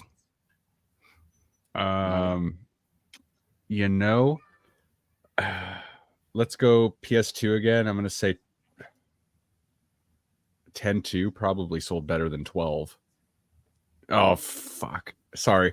Yeah, I already said it. 10-2. I'm probably wrong, but I don't know, man. I thought maybe people were like, oh, it's like 10. So it's going to, I don't know. Let's go 10-2. So 10-2 was the third most popular.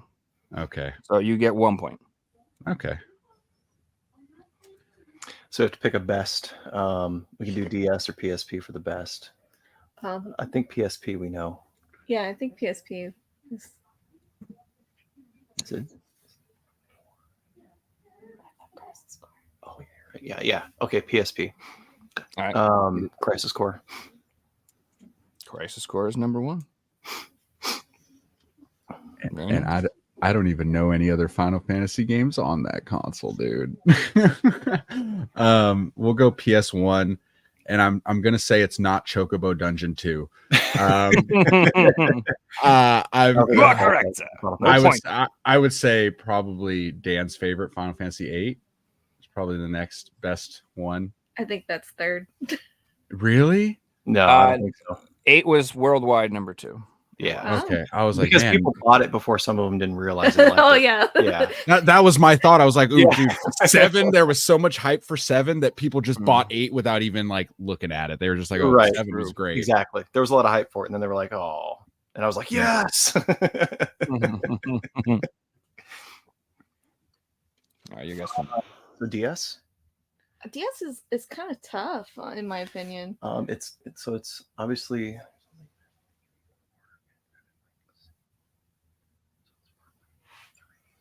That's the first US release of it. It's gotta be. Probably. I think just because of the lack of release. Oh wait, what are we doing? DS. DS. Yeah, you're I think that's right. probably So right. we're gonna pick DS, and we're thinking it's probably 3 because it was the first time it came stateside. So people were excited for it. You are correct, sir. Yes. Oh, Very nicely done. It is Final Fantasy 3. Sold 2.3 million.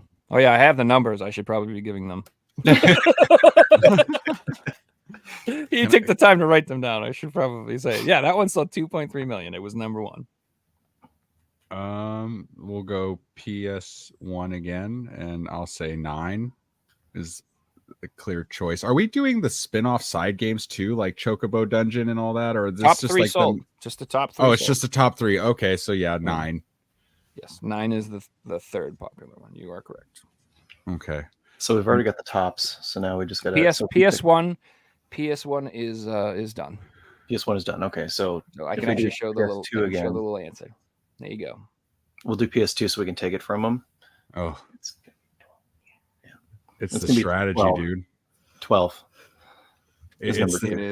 It is 12. it's That the was the number strategy. I 2. love it because, like, dude, I don't know any DS or PSP Final Fantasy, so now I'm just going to be Every single spitballing. one of these games. Yeah, yeah. You shouldn't have exposed your weakness at the beginning of the game. I know. Okay, so let's go with So PS2's done, PS1's done, and we just have PSP and DS left. let's and go DS and Challenge just throw one out there. Which ones do I know exist? I know that there is Tactics on there. Right? Which Let's system are say you doing? DS. Okay. It's on Game Boy Advanced. Tactics is on Advanced. I don't know if it's on the DS, dude. Let's go Final Fantasy 1. Did it get a classics like, or no, that's fucking Advanced too. The black boxes. It's not DS. Okay, let's go Final Fantasy 1 for the DS. I don't know. Mm-mm. No, one. No one. bummer. Mm-mm. We're gonna double. No, it's Oh, yeah. we're- No, it is. Yeah. I'll just double check the collection. So what'd you say? I said 1. One? knew Oh it. yeah. Yeah. Big one. So we can go easy and pick PSP. Should we go PSP? Yeah. Yeah. It's gonna be Tactics War of the Lions on PSP. Tactics was the third. Oh, Ah. okay. We know what the second one is then. It sold 1 million, Oh, which Yeah. is are you sad pulling out to the me. phone? Are you pulling out the phone? No cheating. Not because I'm like looking up I swear on my kids, I'm not looking up how many were sold. I just don't know any. Like, I have no idea what's on there at all. The only reason I even guessed 1 was because you said 3, and I was like, well, maybe there's a 1 and 2 on there. If you want, I have some music that will help you focus. You ready? Final Fantasy music. Oh, Yeah, that's not, sort of. This helps everybody focus. Ready?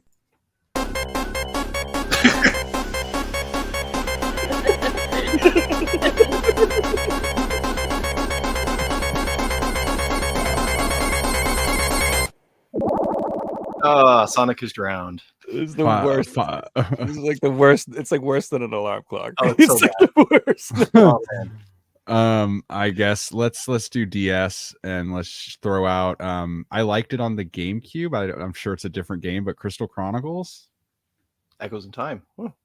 Did not make the list, sir. dude. So for DS, 4, I think would be. No, that's No. PSP. Oh, I'm sorry, PSP 4.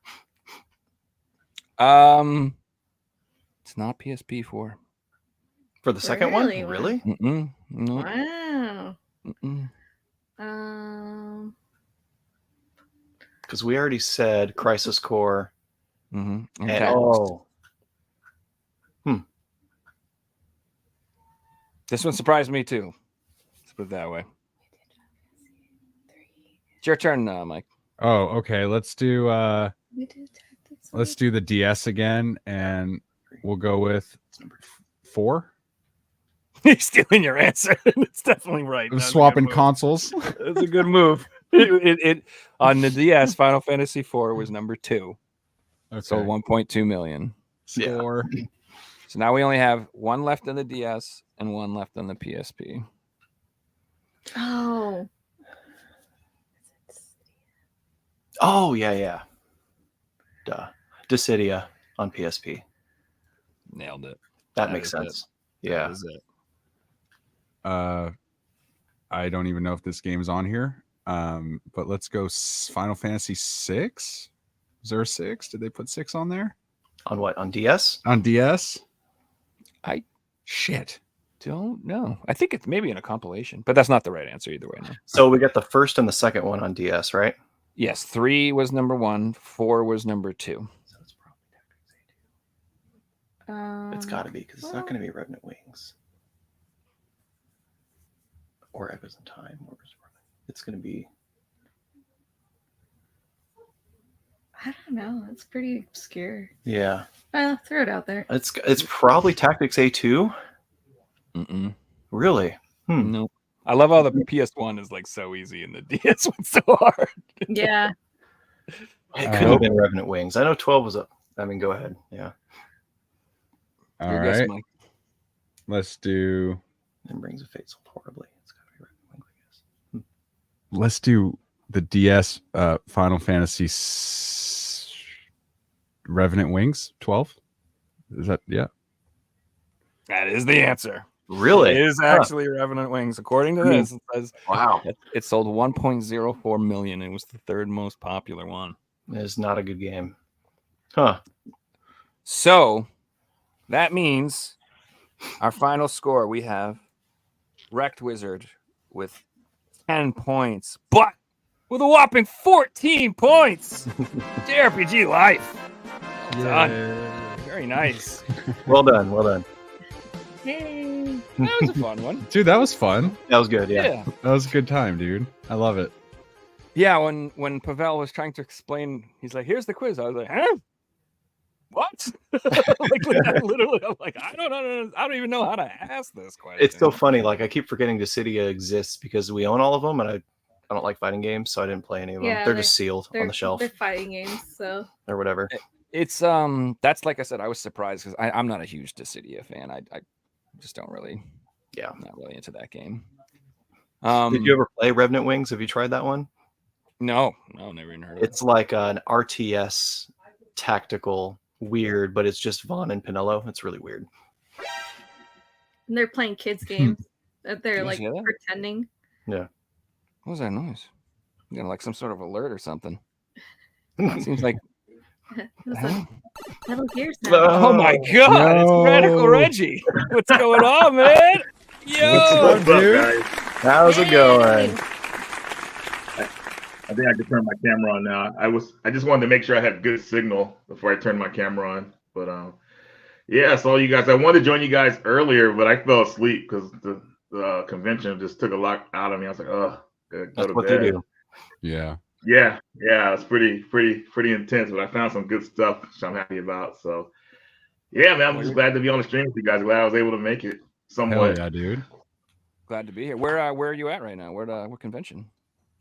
I'm at the Renton City Retro Convention. I think it's been around for like 5 or 6 years, and they invited me as a guest, me, Riggs, Hancock. So we all did a panel together, and yeah, I of course was going around getting some pickups during the show, so got some cool stuff. I think weird stuff as usual, and then there's another game store around here too that's hosting the event called D-Pad. So I'm probably going to stop by there tomorrow. But yeah, it's been pretty fun. Well, you're just in time because we just finished up the quiz way late, and we're actually about to start pickups. So, Oh wow, yeah, let's show some stuff. perfect. Well, I'm gonna go first just because I have only one thing, and it will be quick. But it's One. Whoa. I mean, I showed it. Well, I have two, but I'm saving one for next week. I'm trying to. All right. You know what I'm saying? All right. So it's not even a game. This just went on sale on Amazon this week, and I literally just had to buy it. And we've been talking about this guy several times tonight, so it's kind of relevant. That's an awesome book. Akira Toriyama Dragon Quest Illustrations. This is on sale right now on Amazon, guys, for like $20. Yeah. And a long time ago. No, my brothers actually gave me that for my birthday one year. It's a great book. Yeah. It's hit me right in the feels as soon as I saw it. I just knew I had to have it. And I was just like, he just passed away, and I love Dragon Quest, and I don't know. I'm having the feels, and the artwork is absolutely incredible for these games. Like I really love it, especially 5 is probably my favorite. Absolutely love 5. I just love the artwork and design for it. I also really like 6. 6 is probably one of my favorite games as well. But yeah, I mean, it's artwork from Dragon Quest. I could show you guys this for hours, but yeah, it's pretty awesome, dude. Yeah, and I don't have a ton of books, but this is something I want for sure.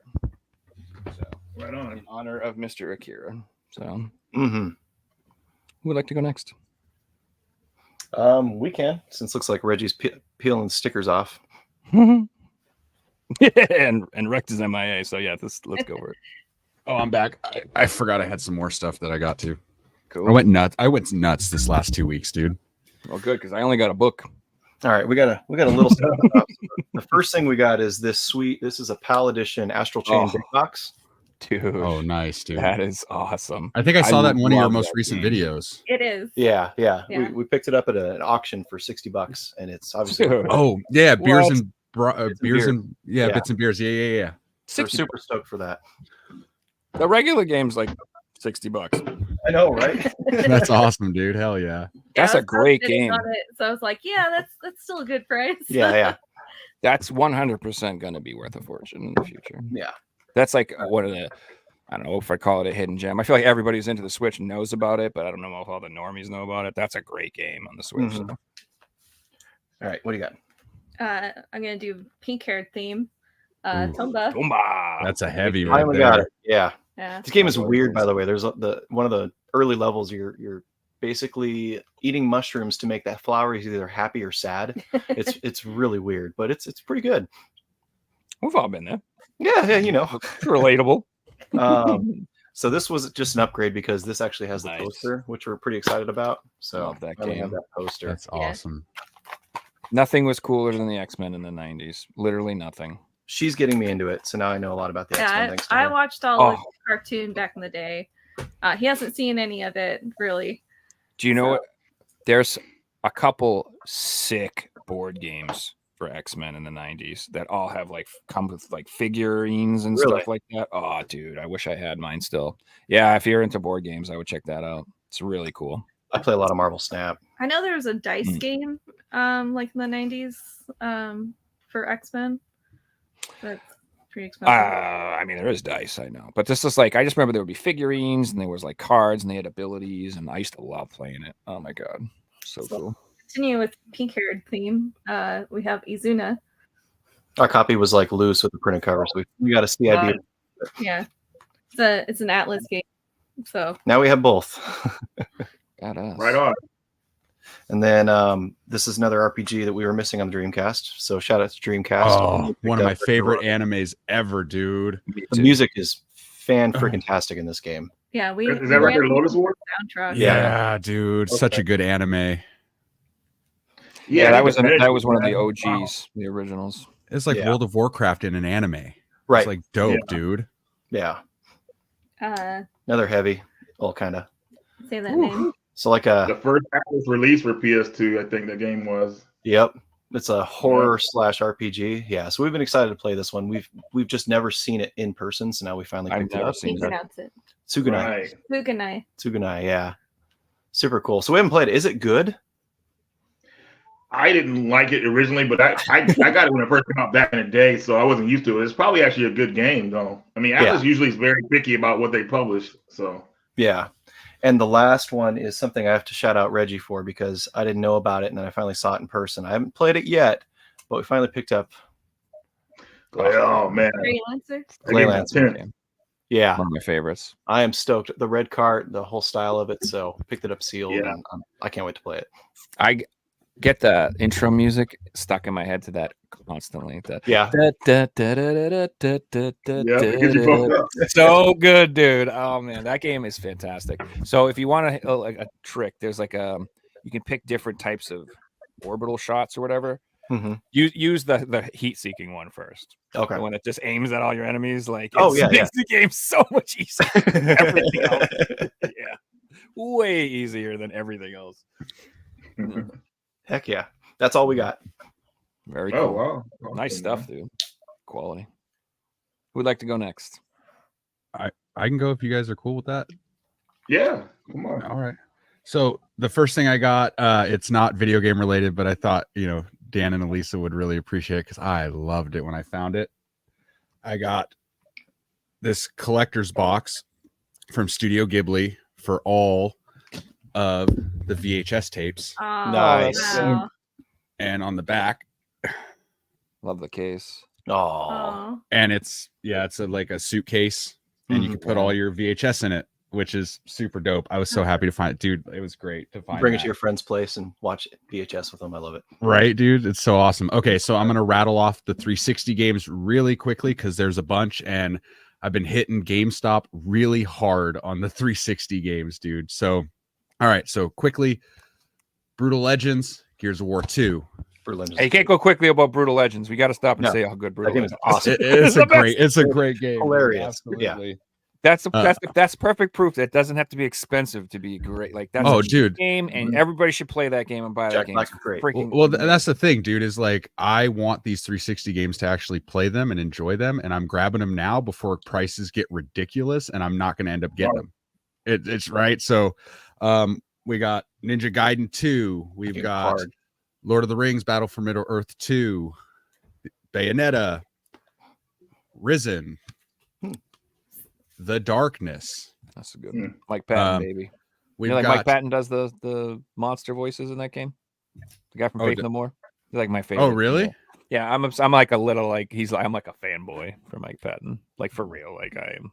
Like if I met him, I'd be like, Yeah. I wouldn't be able to talk and shit, So then we got the graphic novel special edition of Enchanted Arms. Oh, that's sweet. That's cool. The game's okay, but that's a cool edition. We got a sealed copy of Lollipop Chainsaw for the 360. Well, that'll go up once the new one comes out. Yeah. Jurassic Park, Lost Odyssey, Awesome game. Last Remnant, Another awesome game. Naughty Bear, Not as awesome. We'll give that one an Infinite Undiscovery. So that game, have you played that game yet? Not What yet. is that game? Infinite It's an Undiscovery. RPG, right? It's really unique, and the graphics and the story are really good, but it kind of gets a little monotonous. Okay. Okay. I heard some good things about it. Yeah, I need to pick it up too because I'm actually missing one of the discs for it, so I need to find that disc and try it out. Yeah. All right. So then we got Blades of Time sealed, Oh, nice. Nice. records That's of expensive on the PS3. Agrest War. Is that expensive on Xbox? Blades of Time? The Blades of Time, I got a sealed copy for like $15-20 on eBay. Okay. Yeah, Wasn't the bad. PS3 one's a lot. Records of Agrest War, Nice. Blue Dragon, Nice. There you go. Meh. Darkness 2, Call of Juarez, Awesome game. I Tales like of Call of Juarez. Vesperia, Need for Speed Most Wanted. Call of Juarez got an actual like a new game that Yeah. was really awesome. It didn't get physically released, and it pissed me off. I was like waiting, and I got like a code in a box or something. I was Mhm. like, nah. Then we got all the both Condemns and all three of the Fears. Nice. Yeah, PS3. We didn't get the first Condemned. Stupid. Alan Wake, The OG. Love it.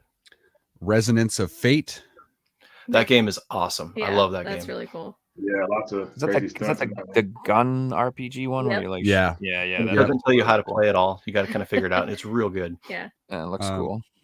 Alice Madness Returns, Yes. and a sealed copy of the first Templar. Oh wow. And then PS3, we got Dante's Inferno. Got it at a flea market for $5. Good game. It's a good That's game. a hidden one. Records of Agarist War 2 for the and Ultimate Alliance. Got this at GameStop for like $10. And then okay, so this is the big one, and then I'm glad you guys get to see this because I haven't shared this with that many people. So the story is I went to a GameStop about 2 weeks ago. I walk into the local GameStop, and there is literally a stack of PlayStation 1 games on the back counter. And I'm looking, and I'm like, hey, are those for sale? Like, and she was like, yeah, actually, the gentleman just traded these in 20 to 30 minutes ago. His we don't even have stickers on them yet, but we have the prices. Here's a list. They printed me out the list. I said, let me see all the ones you have that have the original artwork and that are complete. So they put this stack in front of me, and I'm looking at the list, and I'm comparing the prices as I'm scanning them into price charting, because some of these games I've never heard of. I physically start shaking. I physically am like losing my mind at the counter. And these GameStop employees, dude, like they're like, I don't care. Like, right. So I'll go through these really quick. The one that I didn't get at GameStop, I got at Half Price Books. Just it's one of my favorites of all time, Bushido Blade. I love that game. Complete. Love that game. I had to pick it up. So I'll start with the cheaper ones, and I'll show you the Grail, because one of the games is on almost every top 10 Grail PS1 lists. So I was blown away. Okay, so we got these 3 games right here for $9 a piece. Every game is complete. Spyro, Monkey Magic, and Gauntlet Legends. I paid $9 each for these. They price chart from $20 to $30 a piece. Then we got a copy of Dragon Valor. Nice. I like that game. Paid $21 for this. It price charts for $70. Like GameStop came in clutch, dude. We got a copy of Chocobo Dungeon 2. I paid $21 for this. Wow. Yeah. Price charts for $80. Yeah, we just paid $80 for that at the expo the other day. Yeah. $75, I think. That's always, dude. I've had that happen to me so many times. Like I'll buy a game for like $60, and someone will And then post you on, find I it. got this for a piece of bubblegum. I'm like, damn it. We got Resident Evil 2 Greatest Hits. I paid $20 for that. Price charts for $45. I got Medieval. Paid $21 for this. It's $45. Yeah. I got a complete copy of Heart of Darkness. Oh, nice. I paid $17 for this. It price charts for around $40. Does it have the Did it glasses? go with the glasses inside? Oh, yeah. Just like, Wait, there's glasses. Let's look. 3D glasses. Like 3D glasses. No, so we got the manual, and but you could get some generic ones and put it in there. But Yeah. yeah, you should cover 3D glasses. Which is no, there's no glasses. No Might glasses. be in the manual, like folded in there. Really? Okay, let's look. Yeah. I mean, that's what I would have done if I had owned it.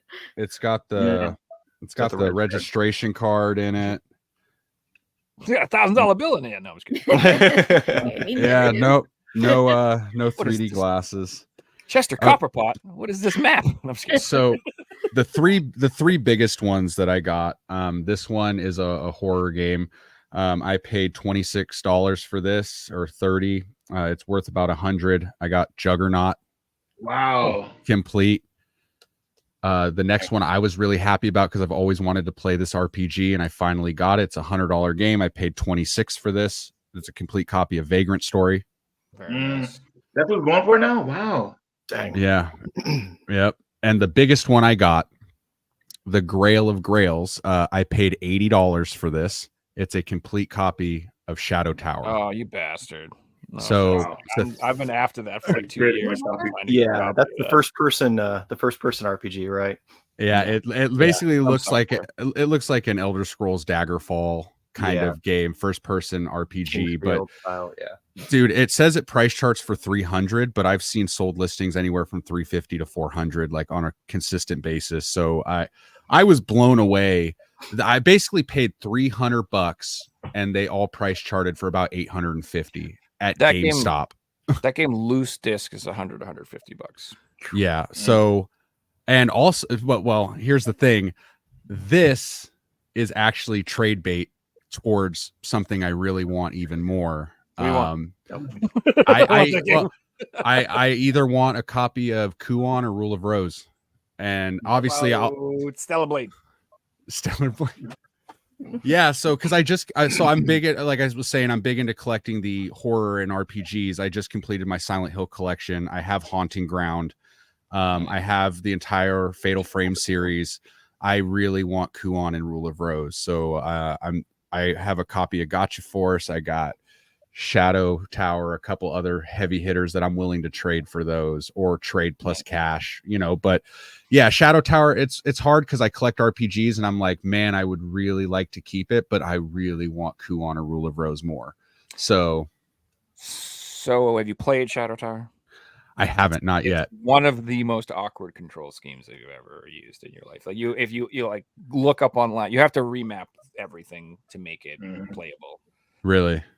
Yes. If you read credit for Rule of Rose. Yeah. Oh, man. Dude, that Shadow Tower is literally one of my holy grails. Like it for my PS1 set. I really want that. I want that, and I still I'm trying to find Kingsfield 1 and 2 for a decent price. So I can get that set. No, you don't. Yeah, a PS1 set basically. Oh, and I picked up for $9 a complete copy of Full Metal Alchemist 2 for the PS2 at GameStop, and it's like a $30 game, and it came with the soundtrack.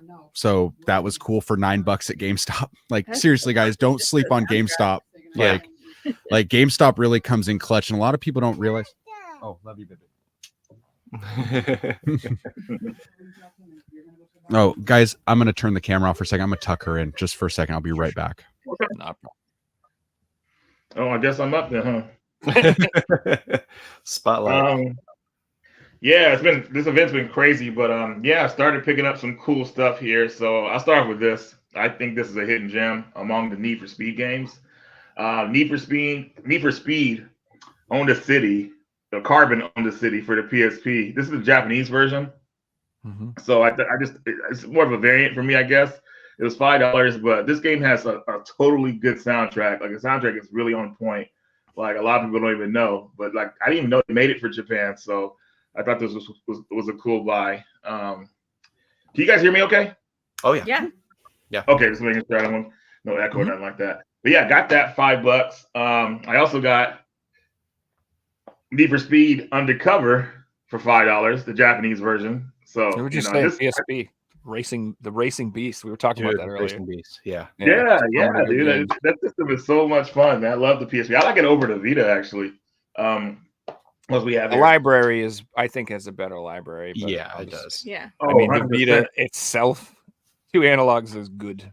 I like it. I got this is because I have a test system PS2, so I can play this. But this is a Japanese version of Street Fighter 3 Third Strike Fight for the Future, and what's the other one here? Capcom vs SNK. So this came sealed in this little bundle here. So I got this. So happy about that. I also got another bundle, Darkstalkers Chronicles with Hyper Street Fighter 2, which I probably won't even play because that game was rough. Like it's tough. I mean, not rough, but it's really your skills gotta be on point when you play that game because computer is mean in that one. But dude, I love the white PS2 logos on the tops of those packs. That's sick, dude. They look like PS5 games. I know, seriously. What the heck? Yeah. And then I got Retro City Rampage for the PS4. So I was actually missing that one. I got a lucky number out of 3,000. Oh, wow. 1,023. Lucky number. That's it. Go play Keno. Here's a weird one. Anybody seen that movie Steam Boy? Yeah. Classic. A lot of people don't know that Steam Boy actually has a game that came out in Japan only. So I picked that one up. I actually thought I had it a long time ago. I guess I must have sold it, but I saw it again at the show. And this game has an alternate ending from the movie. I would say it's kind of like happier depending on what you think. But pick that one up. Also, I got that's that an anime, I'm assuming? That's a it's an anime movie. Yeah. That guy did Akira. Oh, I forgot his name. I would love to. Akira is one of the greatest freaking movies ever made, so I'm assuming it's a good I got Demonica. I actually had this game before, but I traded it to my buddy, but I kind of just hooked him up. So I wanted to get it again. So I saw it in the show. John Riggs had it, so he sold it for me for cheap. So got that one. It's like a Metroidvania type, but it's like a beat 'em up. We play this vampire shit. Pretty cool. Yeah, it's And kind then of I like never Blood got- Rain. Looks like that Blood Rain game. Reminds me of that. Yeah, kind of like the cover and everything. Like they kind of use that that likeness and everything. Every time I see this game, I have to pick it up, especially if it's cheap. You got Rainbow Islands Evolution for the PSP. So I like the Rainbow Islands games better than Bubble Bobble. So like anytime I see something, like I have to like kind of pick it up. Now I have to warn anybody who gets this game. The cover and graphics look pretty good, but the music in the game is horrible. So it's like, I don't know. It'll be kind of mixed for some people. Yeah, it's bad. It's repetitive. Really, really repetitive. Yeah. Yeah. I was like, man, why they should have just used the original music. It would have been fine. But they were trying to be like, I don't know, they were trying to be clever or something. So I don't know if Then you we saw have that. They just announced Title Milestones 3 today. I saw that, yeah. Rainbow Islands is on that. Kind of a weak Oh, lineup. definitely I don't know if you saw that. It's like Rast Dance Saga. It's like I don't know. Check it out. Now it's getting better. They put some of the weaker titles in the first volume, but now we're getting the good The stuff. that second we one was wanted. decent. The third one is good too. Yeah. There's only like 5 Yeah. games though. I'm like, Is there only 5 on it? like 6. They said they're gonna announce more. Oh, okay. Oh, no, you talking about the new one, right? Yeah. Yeah. Okay, that's fair then. They're announcing more. They announced some of them. They said there's gonna be All more right. in there. All right, that makes sense. I only saw a cursory glance of it today. I was like, I'm not giving you $50 for 5 title games from 1991. I'm not doing that. Exactly. Then we have Nitro Plus Blasters, another 2D fighter for the PS3. I guess you could say this is an all-girl fighter. So if you play games like Arcana Heart, it's like a successor to that. You're into anime. You got what's that girl's name from Stay Night? The Night Girl, or I don't remember her name, but Saber. She's one of the characters in this, and then you got Super Sonico, some exclusive characters. But yeah, cool fighting game for PS4. All right, well, I'm just getting through here. Oh yeah, I only got a couple more. I got what is this? Sub-Level Zero Redux. One signature edition games first releases. So I've been thinking about picking that up. That's one of those games that walks the line. Like, is it a shmup? Is it not a shmup type thing? It's like one of it those reminds me of the shooter type 10 things. kind of. You played the 10 on PS1. So Yeah, I kind of want it. Yeah. Signature. I forgot all about them. They were one of the first ones next to Limited Run that kind of started doing the limited printed games, but I don't know if they're still around now. I got Top Gear Pocket for the Game Boy Color. So I guess the batteries for like rumble function, or maybe I don't know. Yeah, I guess it's for some kind of rumble function or something. Huh. You know? Yeah, it is. So I like these kind of cards because they're kind of weird and everything like that. Yeah. But, a cool little racing game. And then this game right here, though it doesn't have a label right now, this is a reproduction. You guys ever heard of Punky Skunk for PS1? Yeah. Yeah. Yeah. Well, originally it was a Super Nintendo game that they found on one of those satellite view systems, hard drives, and the whole game was on there because it was complete. So somebody dumped it, and I had my buddy make it into a cart for me. So he's just got to send me the label later. But this is Coolie Skunk for a Super Nintendo, and it's an impressive looking game. It's just unfortunate it didn't come out for Super Nintendo because people wanted. I'm sure people would have liked that version of it, but it originally just got made for. They just put it on the PS1. So I'm gonna kind of compare them later on because I beat the PS1 version. So just happy to have that. I like that historical type stuff. And then this is a weird pickup, but it's something I've been wanting for years, and finally someone had it at the show. This is the manual for X-Men vs. Street Fighter. Now I didn't pay this. I actually traded them a game for it, so I was totally cool with that. Years ago, I had this incident in my game room where some games got ruined, and because I left a popsicle next to my PS1 games. We And know. this was the main I one. know the popsicle story. Yeah, so this is the main one. So this is one of the last ones I need, and happily got that. And then last game here, my last purchase of the show, cost me a little bit too much money, but I said it's right in front of me. Blaster Master Trilogy 0 for the Switch, ESP rating 1, ERSP rating. Sorry. What? And Wait a minute, what? When did that Yeah, get yeah, on one card of the ESRB? Yeah, it came out. I think they mostly came out from Play Asia. Yeah. So it was very limited in a way. No, Video Games Plus had them too. I remember. Sorry about the glare. Hold on a second. Dude, No, I'm that makes sorry. it worse. Play Asia had it, right? Play Asia. I have Huh? the Japanese version on PS4, but not in ESRB. And then the limited Yeah. run games with the ESRB as single releases. I never knew there was a Yeah. trilogy on the cart with ESRB. I've never seen that ESRB. before. Yeah, so this came out. Play Asia had them, and also Video Games Plus had them in Canada. I think that's what they're called. Hmm. Yeah, they're the only people I know that had this version of the game. And you got the Okay. English text on the back, thankfully. You know, both versions are in English. The ones you guys have the Japanese one, that's in English too. But I just had to have this one, and Riggs had it, and we made a deal for it. He was playing hardball at first, but I talked him down a little bit. He hooked me up. I wasn't sure. Like, yeah, ours is ESRB as well. So yeah, I was like, Yeah, I got it too. There you go. Perfect. Yeah, man. So this is the last one. I really like that game, so I'm like collecting everything for that Blaster Master game. I'm probably gonna look at getting the collector's edition for the third one here pretty soon. But I love that they put all 3 games on the cart like this, so I can play on the go. So I love that. So definitely pretty cool. I'm after the stupid sleeve that limited run came out for all 3 games because they did them as individual releases. Oh, dang. And then they released like a sleeve to hold all 3 games, and I don't have it, and it's like $50. Fucking stupid thing. Dude, I know. I can't believe that thing like sold out like it did, man. Like, yeah, pretty crazy. But yeah. That's my last pick. I've forgotten about it, but now you reminded me, and I have to get that. Damn it. Dude, I forgot we bought that. I'm so glad you reminded me. Now I can open and play it.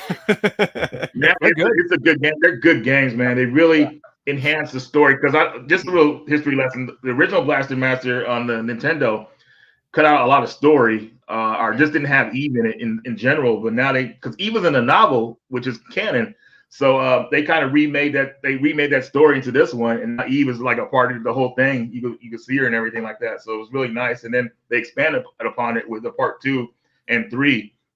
I don't know if Blaster Master Blasting Again, which I actually like that game, 3D Blaster Master on PS1, is canon anymore. But that's a good game too, and it's still like on the cheap if anybody wants to pick that one up one of these days. Very cool. Yeah. Awesome, man. Yeah, that's it.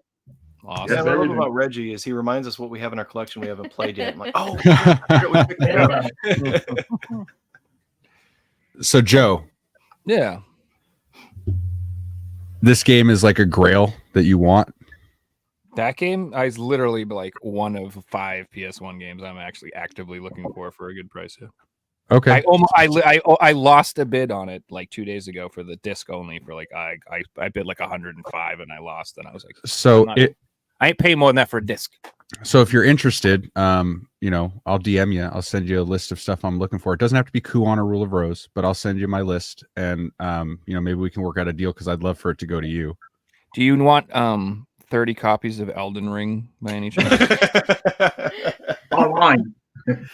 But seriously, man, if you're interested in it, just hit me up, dude, and we can talk for sure. I would love for it to go to somebody that actually really wants it and that I've met and I know now. I'll give you 81. 81. I'm sorry. What game is it again? You're looking for, Joe? Shadow Tower. You sold your copy. Oh. Like you told me, you sold yours like a month ago, and I'm like, figures. Yeah. Yeah. So that's one of the games that I actually played on emulator and decided I wanted. That is okay. So that game, first of all, 100% that game's not for everybody. I can see lots of people not liking that game. Yeah. I liked it because it's hard and it's creepy and weird. There's no music in the game at all. Zero music. You're just like in this creepy place, and all you hear is those things scratching and monsters making noises, and everything's dark, and it's like it's got a vibe to it. I don't know how to describe it, and it doesn't explain itself at all. Literally, you just start playing, and it goes, yeah, figure that shit out, bro. And that's it. You have no idea what you're doing, where you're going, what the point of the game is. You just have to be like, well, I can go through this door. What the hell's in here? Oh, like you literally, it's just so good, dude. Yeah. I forgot one game. One of the developers here gave this to me, Riggs and Hancock, and I can't wait to try this out. This is hilarious, but this is called hoarding disorder, like video game hoarding disorder. So I thought that was pretty hilarious. Nice. So I was like, what the? It's based on all of us. Dude, it cracked me up. So I guess they made 10 of them, and I got number 9 here. was made by a publisher called Game Losers, and they made the game exclusive for this event. So I'm pretty pumped up for this. This is hilarious. So when you put the game in, does more- it show you a screen that says "Go sell all your games real quick" and that's it? I know, right? Or just have them nice and neat or whatever like that. Make sure they're in order or something. Yeah. You know, that was kind of cool. But yeah, that's it for now. That's it. That's So I'll be honest. I got to be honest with you guys. I had an ulterior motive of showing you guys the Anbernic controllers and stuff because I was hoping to inspire everyone to just be like, "Why don't I get that and just sell all my stuff?" That's why I was showing everybody. I'm like, "Isn't this better, guys? It's cheap. It's convenient. Just get rid of all your stuff. Real cheap. You don't need it. Come on." Yeah, that was the whole idea. We'll see if it works. But anyway, there was like a whole other topic I meant to talk about on the show. If you guys have time still, if there's anyone in a rush, we could go one more topic. All right, so I don't know if you guys are aware of this, but did you see that like Square Enix came out with their earnings report and it said that they lost like, I don't know, like $170 million or something like that, and they had to lay off half their staff and cancel like 30 projects and basically downsize their entire operation? Yeah. Okay. I am very, very concerned about this. Like I think we talked about it a little before. I don't think they're going to go out of business per se or anything like that. They'll be fine. They'll be fine. But I'm a little shocked because I honestly feel like Rebirth would have done better. It's a great game. And it's only on PS5. It's a problem. Yeah. Well, they're exactly $1 billion company. Yeah. So losing, several millions, it really isn't all that bad for them. True. Yeah. That's true. And I don't think Rebirth was the problem. I think they just came out with Forspoken didn't do well. I don't think Foam Stars is failing. So Which Final one? Fantasy Foam Stars. 16 Foam Stars, yeah. and Final Fantasy 7 Rebirth did not meet expectations. Mm-hmm. Yeah, they didn't fail. Yeah, they didn't fail. And of course, part of the problem is that both of those two games, those big number Final Fantasy games, are both restricted to PS5. Mm-hmm. And only half of PS4 users have upgraded to a PS5. 50%. Like according to PlayStation themselves. So, if you think about that, if it was available on PS4, that would have given the other half of PlayStation users accessibility to the games. Bring it out on Xbox. Yeah. Okay. They have cooler controllers anyways. Yeah, I mean, honestly, I think that companies like that are shooting themselves in the foot by making them exclusive to one console if they want to really make money. Yeah, exactly. Oh yeah, and he mentioned Stranger of Paradise. That's true. They didn't do that well on that one either. It was fine. Well, it should have been on Xbox. Yeah. 2022, they were cranking out 3 mediocre games a month. They did Harvestella. Mm-hmm. They did what was that other one? Average Day Life or something. Average Daily Life. Yeah. Exactly. Various Day Life. But stupidest name ever for a game. Geofield Chronicles. They did a ton. I mean, there's some good games, but they were all pretty mid, and they were pushing them out all at the same time, and you really couldn't spend time with one of them. They're the longest game company, and then they're just pushing them out quicker than Assassin's Creed, and that's saying something. Yeah. So their cutbacks are basically saying that they're going to focus on the mainline games. They're going to focus on Dragon Quest 12, or that, they're still doing that. Any projects that they've announced, they're still working on them. It's just the projects that weren't announced aren't going to be coming out anymore.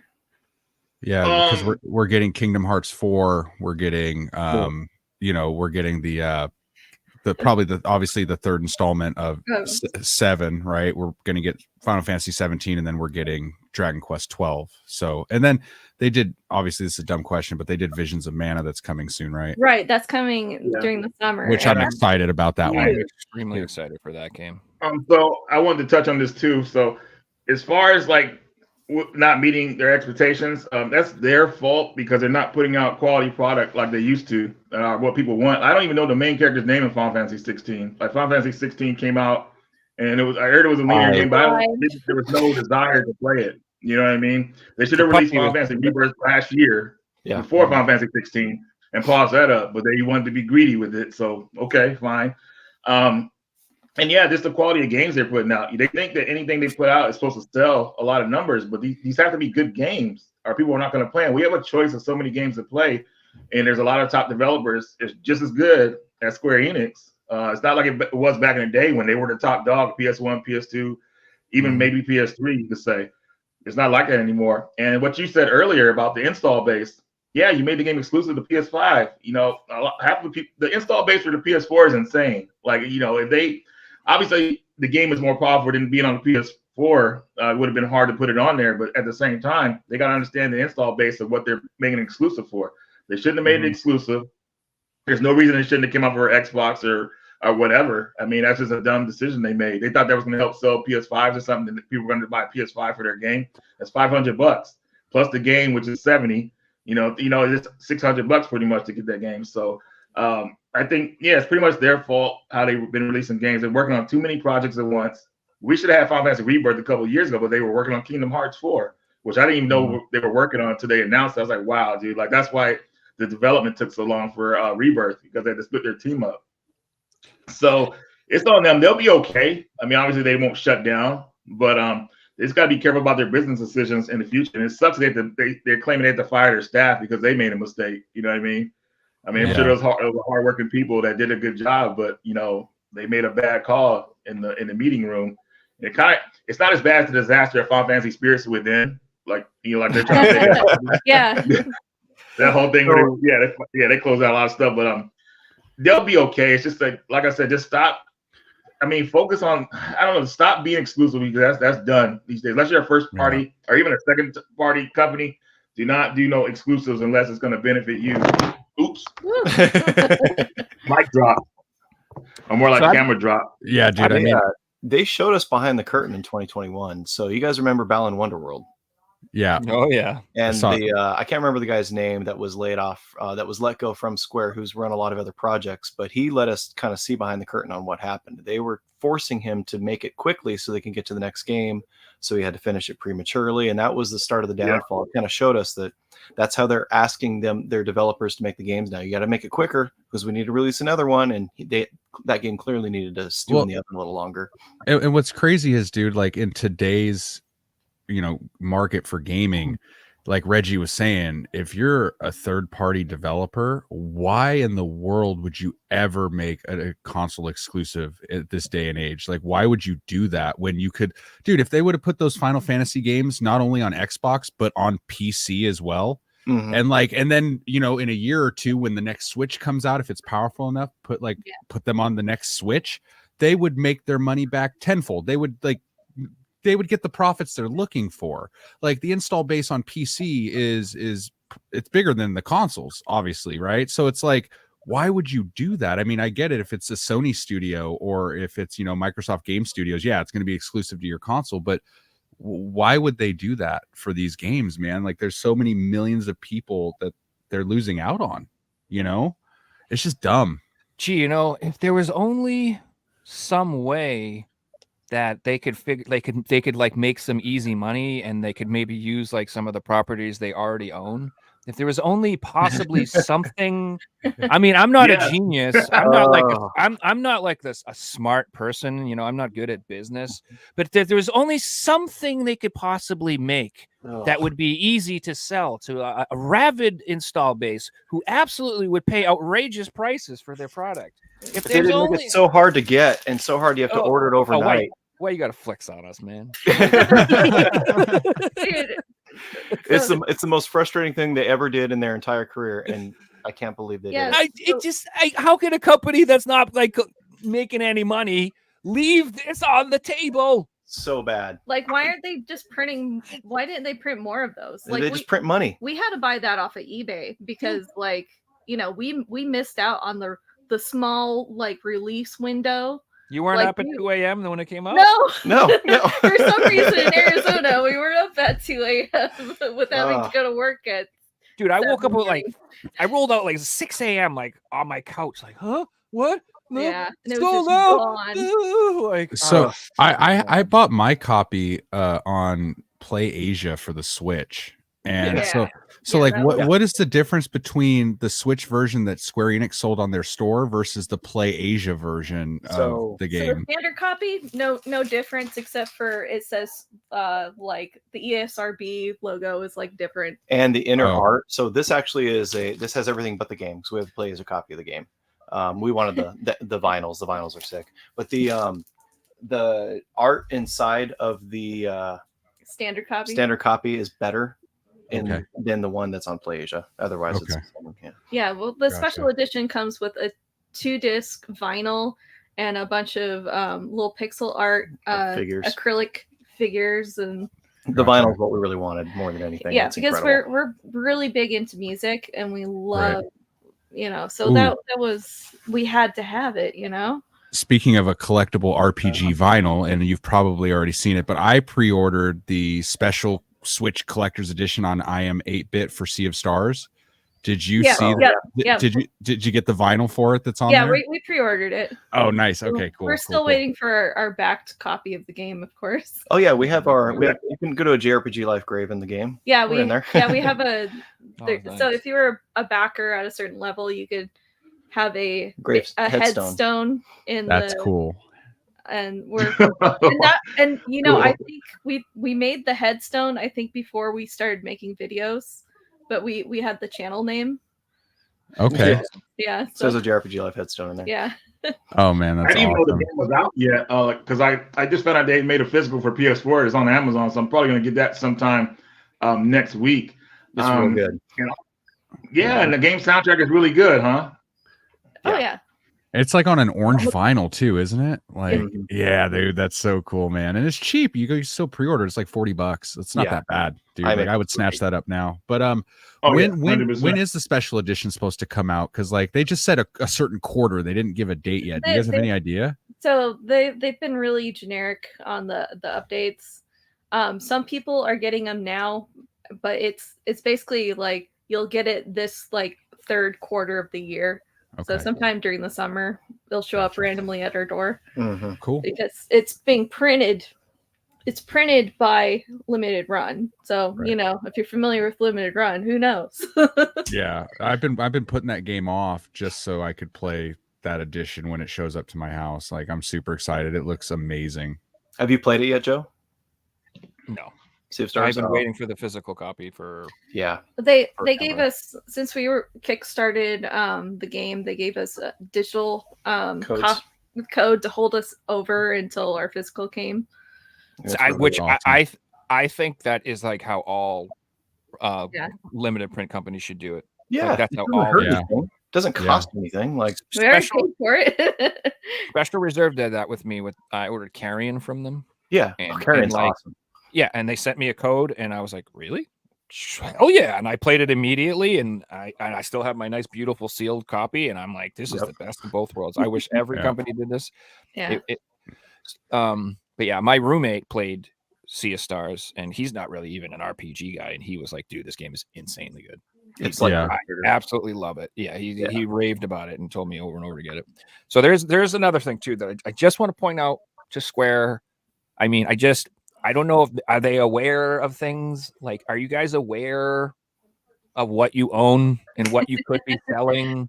Yeah. You guys, like, I now granted these are sealed graded copies or whatever, so obviously these are more expensive, Well, but I like- mean Like I just said, regular copies are like, pretty expensive. Brand new, just a regular old copy, $719. well, Wow. so You know like what I'm saying, guys? we don't really Like, have to worry 500 about bucks. we don't really have to worry about Square Enix unless they we'll know when they're absolutely desperate and they're gonna go out of business is when they make a port of Chrono Trigger. Yeah. Oh, wow. That is their life preserver. The ship is sinking. What are we gonna do? Okay, it's finally time for Chrono Trigger to come out. Or Chocobo Dungeon 2. Definitely not that one. Everybody's Chocobo is on Switch, by the way. The original Chocobo Dungeon. I Really? don't like it at all. It's not a good game. Oh, they changed the name? Okay. Yeah, they called it. That's what they called it for the Well, new release. And we bought the Japanese copy because it was supposed to be 2-player, and the controls are so bad it's unplayable. And it's one player. Yeah. Wow. You know what's an RPG I'm looking for, dude? Now that I'm hitting the 360 pretty hard, and it's kind of pricey now. Is the 99 Nights 2? Yeah. Really? Yeah, the first one's like $15, but the second one is sitting at about $100 right now, complete on eBay. And it's a way better game. Yeah. it's definitely one that I want to pick up, dude. I'm shocked at some of these 360 games, how much they've gone up already. I mean, like, dude, the Jurassic Park game is sitting at like $60 right now. Yeah. Like, it's the Jurassic Park game. I think it's like some crappy point and click adventure. Like Naughty Bear has climbed like drastically. And then you got what's the other one? Need for Speed. What is it? Most Wanted on the 360 is like a $60 game right now because it was the only way to play that game in HD because the other versions are on the 6th gen. So it's a $60 racing game already, and like the store hasn't even closed yet. Like, it's nuts, dude. And I only paid a quarter of the price going to GameStop. Like, I just asking for these games. Like, hey, can I have a list of your 360 games? And they give them to you. And I was like, yeah, I'll take half this list. Thanks. I think it's kind of hyperinflation right now. People are panic buying. Mm-hmm. So I think it's going to hit a peak and then it's going to like taper off a little bit, but it won't go completely back down. Just like with the PS Vita and 3DS collection. Mm-hmm. Yeah. 3DS went nuts for a while. Yeah. It went crazy, dude. Like, but some of those prices Mario Golf back was going for like $150. I was like, what the freaking hell, dude? Huh. Yeah. Seriously. It happened with the crazy. PS3 too. When they first were going to shut the store down, people went nuts for the PS3, and then they were like, just kidding. We're going to keep the store open for a while longer. Well, I just started buying up as many PS3 games as I could find that I was interested in and I'm still buying them. I collect heavy for the PS3, and it's just because like eventually that store is still going to close. Like, and I'm trying to ride that wave before that happens because I actually want these games, and I don't want to pay $200 or $300 for a game. Like, I just don't.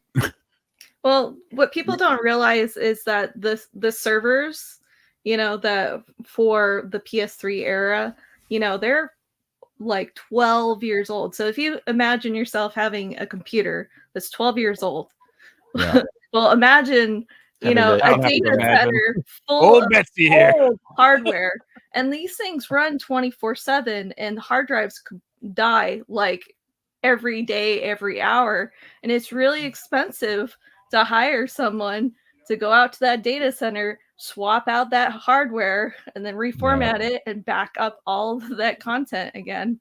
So that's why these servers get shut down, is because of aging tech debt is what they call it in the industry.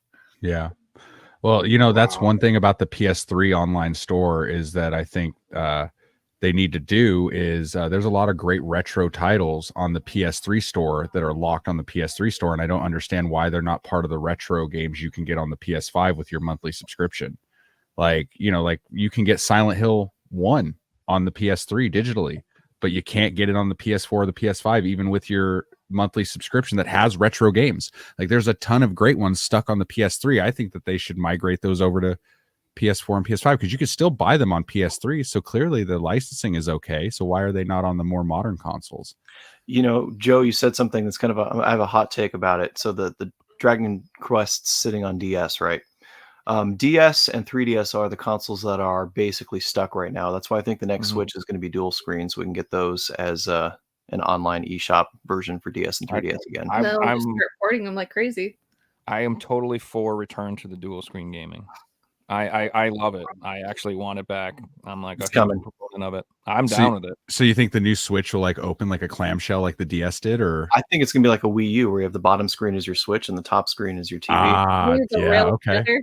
And like rail apart, and you can give them to a family member. Yeah, that'd be sick. Hell yeah, dude.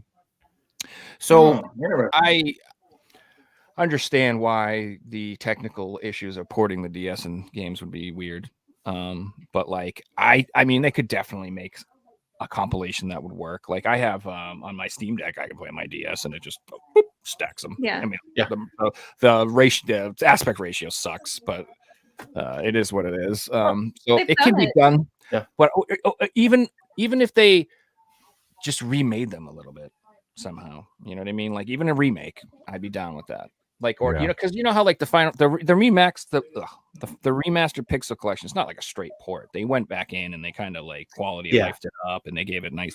They did do that. So if they went in and did, it would require a little bit of fresh coat of paint for sure. And it's not like as simple as like a regular port. So you're definitely right. Why I can see why it's stuck. But I'm just saying, like, I don't see why. I hate companies that do not like respect their own history and like they disrespect it. Like Blizzard is the worst company for that. They literally are like, oh, you like Warcraft 3? Not anymore, sucker. Let's Boom! destroy it. Reforge that shit. You can't even play it anymore. You got to play the new one. Like, and it's garbage, dude. It's so bad. Yeah, and then that's why I hated WoW too, because I never understood WoW's logic. Why they would literally just make all of the old content pointless. I'm like, why? Yeah. Why don't you find a way to make that end game content like that, doable in the new game? I never understood that. I'm like, they kind of brought that back with Shadowlands when they knocked everybody back down to level whatever 1, and then you got to basically max level went back down to 60, and then you could go through and like level up in whatever expansion you wanted to, and it made every expansion relevant. It's like, okay, I'm level 1 again. Do I want to play Lich King? Do I want to play Burning Crusade? How do I want to get to 60? Which one am I going to do? And it kind of, I guess, revitalized it a little bit, but at the same time, a lot of people said it was still dog shit. So it's like, Blizzard has just let me down, dude. Like, honestly, like, I bought all these collectibles for the past 20 something years. And like when Bobby Kotick was threatening to kill somebody on the phone, like everything went down in price. And it's like, dude, like, please, like, when I found out Blizzard was being bought by Microsoft, I'm like, thank God, dude, get Bobby Kotick out of there and let Phil Spencer just run the show. And maybe this stuff will be actually worth the money I paid for it. Like, I love Blizzard, but God damn, dude, they make some bad. They're not the same. No, it's people have to realize that, like, every 5 to 10 years in a company, most of the company changes. Yeah, especially in the video game world. Like, people are moving on from project to project. Unless you're Nintendo. Correct, that's true. Then you work there for like forever, and you retire and as a hero, like Reggie. Yeah, but Nintendo is their own thing. Like, they literally are different than every other company as far as I'm concerned in every way. So, well, I think that's part of the problem. Nintendo's the one that's selling games right now more than anyone else, and Square Enix doesn't seem to make games for them anymore generally. Yeah. They need to. They just have to. That's all there is to it. They need to find a way. They need to put games on every platform. Title every time. They could make something simple for the Switch. Get something going like that. But That game would have been perfect for Switch. Is that Final Fantasy? It came out for Vita and the PS4. I forgot what it's called, like a musical Final Fantasy game with like cutesy looking characters. Oh, I know what you're talking about. Theater Rhythm. Yeah, we got an arcade. Yeah, that's your arcade machine, dude. That thing is sweet. So is Visions of Mana coming to the Switch? I think so. Definitely, I believe. It looks like a Switch game. It's about time. So they'll sell well. I mean, yeah. Triangle Strategy sold well. Octopath Traveler sold well. Like, Square Enix just needs. I know. I hate their underlined text style. They need to get rid of that. Like, let's get real logos back in here again. I'm gonna be honest, but dude, I don't think. It's not coming to Switch. Vision of Mana. No. It's coming PS5. to PS5, PS4, Windows, Xbox, basically everything else. Wow. And then I'm sure it's too powerful. I'm sure it'll get. I'm sure it'll get a port when the new Switch comes out eventually, or something, right? Yeah. But the thing is, dude, if this doesn't teach Square Enix anything, like, what they need to do moving forward is, like, we're going to put our games on every available platform possible to recoup the funds that we've lost, and we'll just make more money from, now moving forward. Xbox, PlayStation, PC, Nintendo.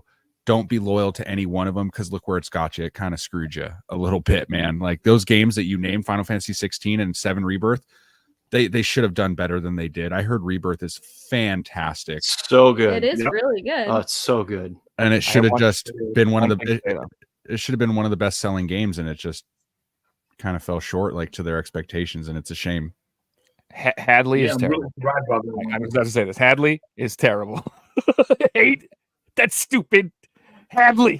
Well, Because every time I do anything in that game, he calls me. Oh, Every time I do anything, I'm like, I finish the fight. Bloop. hey guy, it's me. I'm like, ugh, what? And the Something forced else. mini games are pretty Hey, bad. it's Like, me again. Guess I don't what? want to catch Moogles again. Can I do something else? No, I have to. And the Moogles look terrible Ugh. in that game. Everything Hey else. guys, real fast. As far as Rebirth is concerned, it did almost come out 4 years after remake. Yeah. I think if they had a kind of like a 2-year mark or 2.5-year mark, it would have did a lot better. That's a long gap between a game that initially already came out on PS1, the story and everything like that. So That's true. I feel that was another thing too. How was the gap between 7, 8, and 9? I think we're about 2 years between each of those, right? Yeah.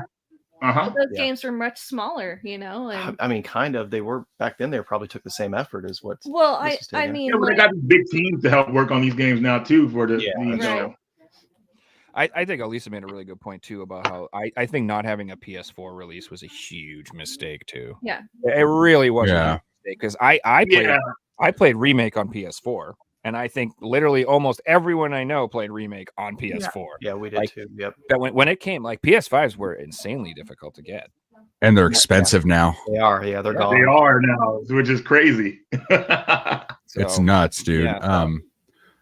So, okay, RPG question for all of you, because I like both franchises. Which franchise was better if you had to pick one? Dragon Quest or Tales of? Star Ocean. No, I'm just kidding. Option C. I think Dragon Quest, honestly. Yeah. I mean, we love Tales, but I don't know. They're just like some Tales games are like really, really good, and some are like okay.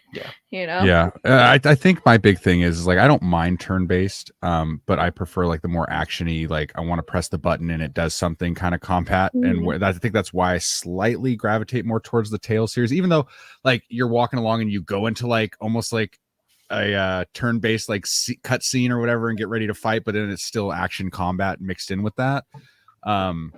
But I do like how Final Fantasy has kind of moved into the action combat instead of the turn-based, just because I like more fast-paced combat. I don't know. I want Final Fantasy 17 to be a giant 2D adventure in the style of Final Fantasy 6. Retro. That's the dream. Yeah. I would I don't even care if it's a mainline Final Fantasy game or whatever, but I would like a turn-based 2D style Final Fantasy, even if it's a freaking Crystal Chronicles 3. I don't give a shit. Whatever you want it to be. Whatever side, I don't care if it's a new Lufia game. I just want it to be a turn-based strategy or RPG, and I want it to be.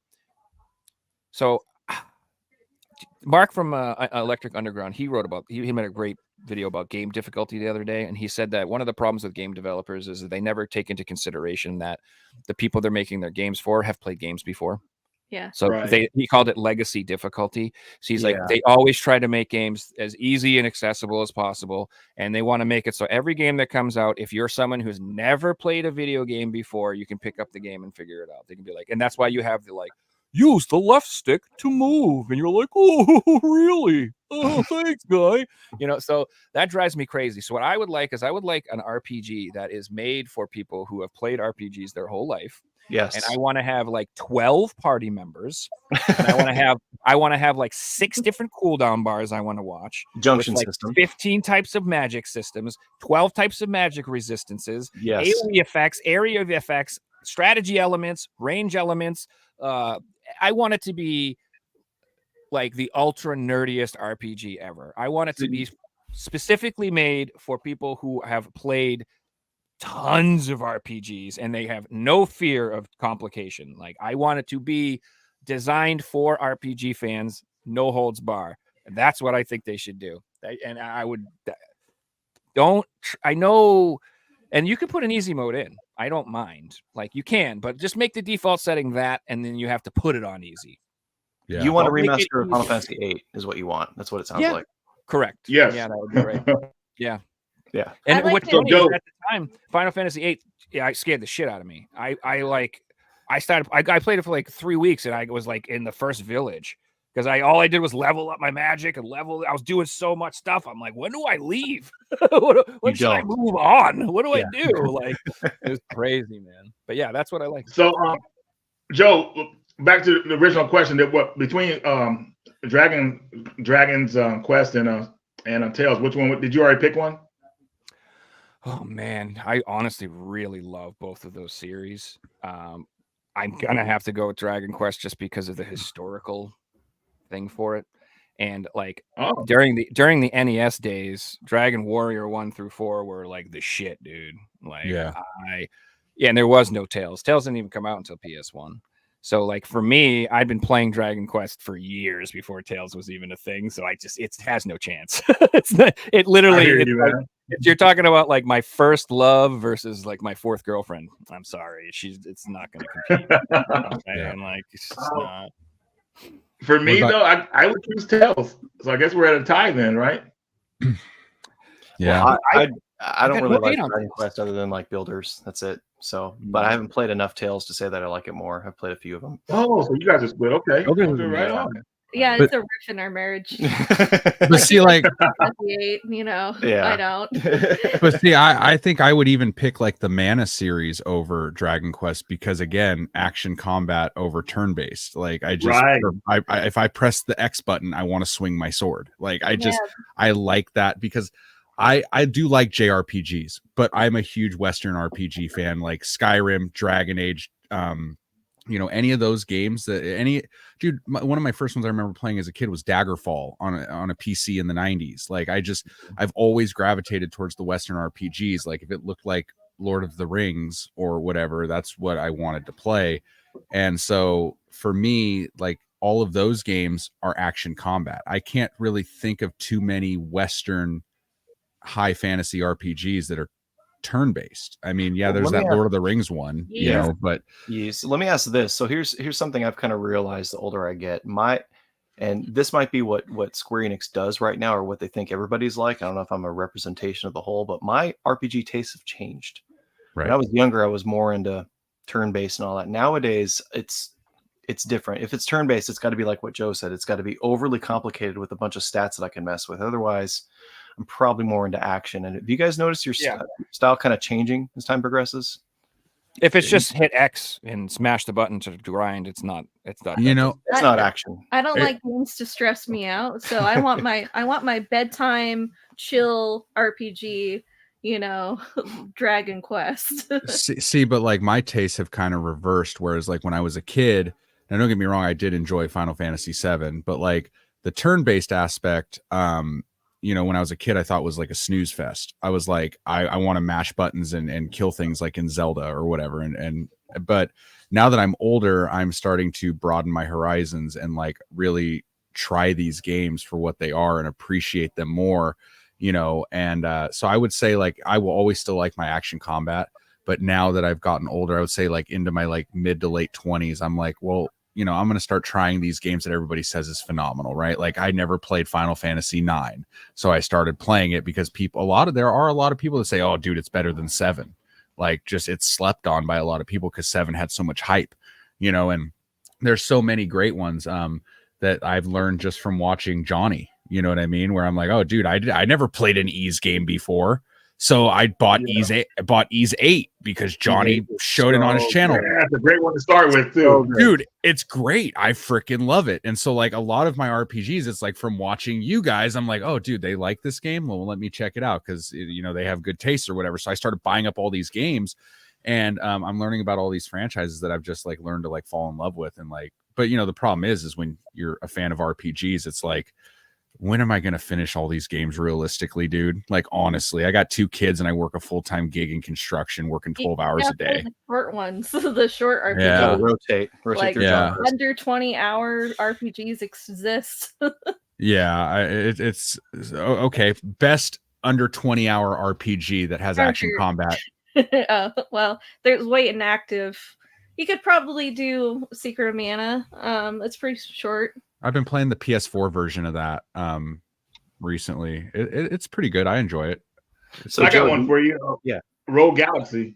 Oh, dude, that's so good, and it's on the PS5 and PS4 for the subscription service as well. With trophy. Dude, that, and I've been playing a lot of Dark Cloud 1 and 2 lately too. Those are great games. It's like Fix's favorite games. Dude, Rogue Galaxy is sweet, and I love the shell shaded graphics, dude. It's so cool. Yeah. It's so gorgeous, man. Like I just gravitate towards that look. Except Wind Waker, it's the worst Zelda game ever made. I will die on that hill. It is my least favorite Zelda, so I beat it recently, and I'm like, it was good, but it's my least favorite that I've played so far. Dude, I streamed it on Twitch But because it has an amazing scene in it, though. The Hyrule Castle being underwater. That's probably the best part of the game. Dude, yeah. I was going through this phase of like, I'm a huge Zelda fan, but there are some I hadn't played. So I was like on Twitch and I'm like, guys, I'm going to play every Zelda game to completion that I never finished. And I played Majora's Mask and I loved it. It became my second favorite Zelda of all time. And then everybody's like, Rex, you got to play Wind Waker. It's my favorite game of all time. And I was hyped for it. I'm like, dude, this is going to be awesome. I started playing it. And I finished it, but I absolutely hated that game. Like everything about it, except I thought it was beautiful. And I thought the shell shaded graphics looked really nice. But the dungeons were forgettable, like the empty ocean of nothingness. Like, that's and you part of it that I didn't like. There's too much traveling time. Oh, dude. I'm not about that in my games anymore. I don't like downtime. It's so tedious. Oh, you want to change the direction of the wind? Oh, you got to stop what you're doing and use your wind stick to do that every 5 seconds because you want to go left or right. It just is a bad game, dude. I'm sorry. Like, I just hate that game. And I get so much crap for hating on that game, and it's kind of become like an ongoing joke on everything. If you're a Zelda fan, just comment below. So, do you think you'll ever play? I don't know if you asked if you played. Brave man, fucking with Zelda people, man. I'm telling you, dude. What's that, Reggie? Sorry. Did you play the DS games, Spirit Tracks and Phantom Hourglass? Nope. That's a hard Do you pass. think you will play those? Because they are. I think you have to use the stylus to play those. One's really good and one's Yeah, really I bad. hear one's okay and one's really bad. I don't know if I'll ever play them. Yeah, Which that's one's a the hard bad pass one for me. Probably Phantom Hourglass, I right? think Phantom Hourglass, yeah. Or no, the train Okay. one. No, Spirit Tracks I think is the bad one. Because the really? travel system's bad, I think, but I don't know. I think it's the opposite. Yeah, I could be wrong. They're both Yeah. bad. Stylus controls Let suck. us know in the comments, people. Like I like honestly, dude, like I would rather have you lock me in a room playing Zelda 2 on repeat than ever touch Wind Waker again. Like just Zelda being 2, honest. Zelda 2 is actually my favorite one in the series because it took a dark turn. It was actually a direct sequel to the first Zelda game, which I liked, and it was darker. I know the side scrolling was a bit to get used to for people. They should actually remake that one into a top down. That'd be kind of cool. Yeah. But Zelda 2 is actually my favorite one in the series. Zelda 2 is the only Zelda that's an RPG. Stamp that. 100%. Yeah, true. You know, man, I think you could make the argument that there are other ones that are. Are there kind of character an levels? RPG. Oh, no, I didn't think so. Okay, I just wanted to double check. Let's just say I'm that, with like, Dan. let's just look, man. Let's just say that my hearts are my levels, and my magic power. I So God of level War that up. is an RPG. Touche. You got me. All right. I don't know. I don't know. You know what? You're right, man. I don't call Tears of the Kingdom or Breath of the Wild. I don't call those RPGs. I'm like, it's an action game, like an adventure game. And You know what I Zelda's an mean? action game. Zelda's an action adventure game. You know. So I'm gonna die on that cloud. I don't care. yeah. I'd agree. I never felt that. Like, if you asked me back in the day, even like, what are your favorite RPGs? I'd be like Phantasy Star, Dragon Warrior. But Zelda wouldn't even be like, I wouldn't have never thought of it. Yeah. Well, I back think- then there wasn't a lot of classifications for games. Like everything was generally you're a person or a thing hitting things or shooting at things. So like there wasn't enough distinction to qualify an RPG yet. Now that we have distinctions, we can look back and go, yeah, that's not an RPG. Yeah, but okay, here's my question though. Like, and I have not played these games very much at all, but so if we're not considering Zelda an RPG, how come people consider Kingdom Hearts an RPG? Because you have a character leveling system Yeah. Does it? Because I've never really played those games before, so I don't know. and you can grind. And you have equipment. You have equipment. Yeah. Well, I mean, technically Zelda has equipment too, right? Yeah, but it's not only equipment. There's the leveling system, I think, is the most There's characteristic character quality. stats. Yeah. Okay. I tried. Well, hey, that's a heated debate that can go for a long It is, time. it is. It's Did you guys it's a- see my Retro Life made a video on it? Because there was a quote from a magazine back in like 80 something where they're like, Zelda is an action adventure that acts like an RPG and an RPG that acts like an action adventure. But it was when they released Link's Awakening. So they didn't know any better at that point. Everything looked the same. Also, a lot of the things that I see in like, 90s magazines, I always wonder about we had a lot of translation issues in games in general, and like, was that translated accurately? And also, there was no pushback or criticism for anything that the people would say. No, so it was in a magazine. Crazy, ridiculous. You yell at your magazine. That's like some of the funniest things. I love reading. You had to write a letter, and submit it to the magazine and hope that they published it. You guys are wrong. Yeah, exactly. And it's funny too, because they, their predictions would be wrong, their reviews would be wrong. It would just be, I love reading games that are like classic games now, and they're like, this game's terrible, 1 out of 10. I'm like, oh really? It's $1,000 now. I guess that didn't pan out the way you thought. I had a quick question for everybody. I'm one of those rare fans that actually likes assert this game better than its original. But how do you guys feel about Chrono Cross versus Chrono Trigger?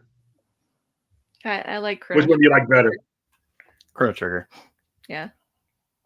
I've never played either one. I don't like the concept of having hundreds of different endings. That intimidates me. I'm like, no, give me the ending. We're good to go. Next game. Well, not only that, man, all the character selection they put in that game, it was too much. I'm like, geez, man, like stick to. But the reason I like Chrono Cross better, because I like the whole concept of different dimensions. Yeah. So that one really intrigued me. But I know Chrono Trigger is definitely a better game, but I actually like Chrono Cross better. I just thought I just bring that up for some reason. Yeah, that's a heated debate as well in the RPG community.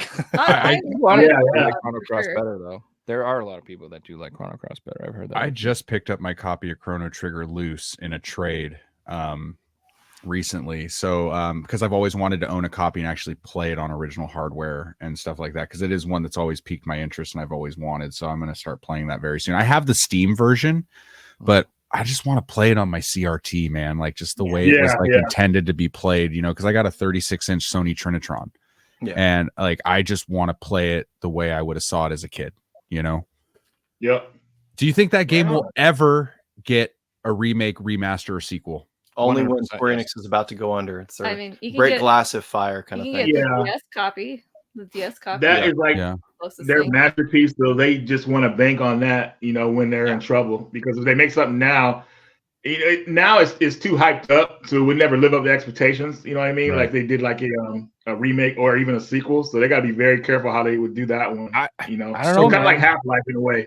Like they do Half-Life 3 now, like would it ever live up to what people wanted it to be? It'd be crazy. No, they just need to re-release it, put it in an eShop, some microtransactions, a season pass. It's going to be great, guys. No. So, but I mean, so if it's never been remade or remastered, you can pay for levels. You could pay for the alternate endings, $5 a piece.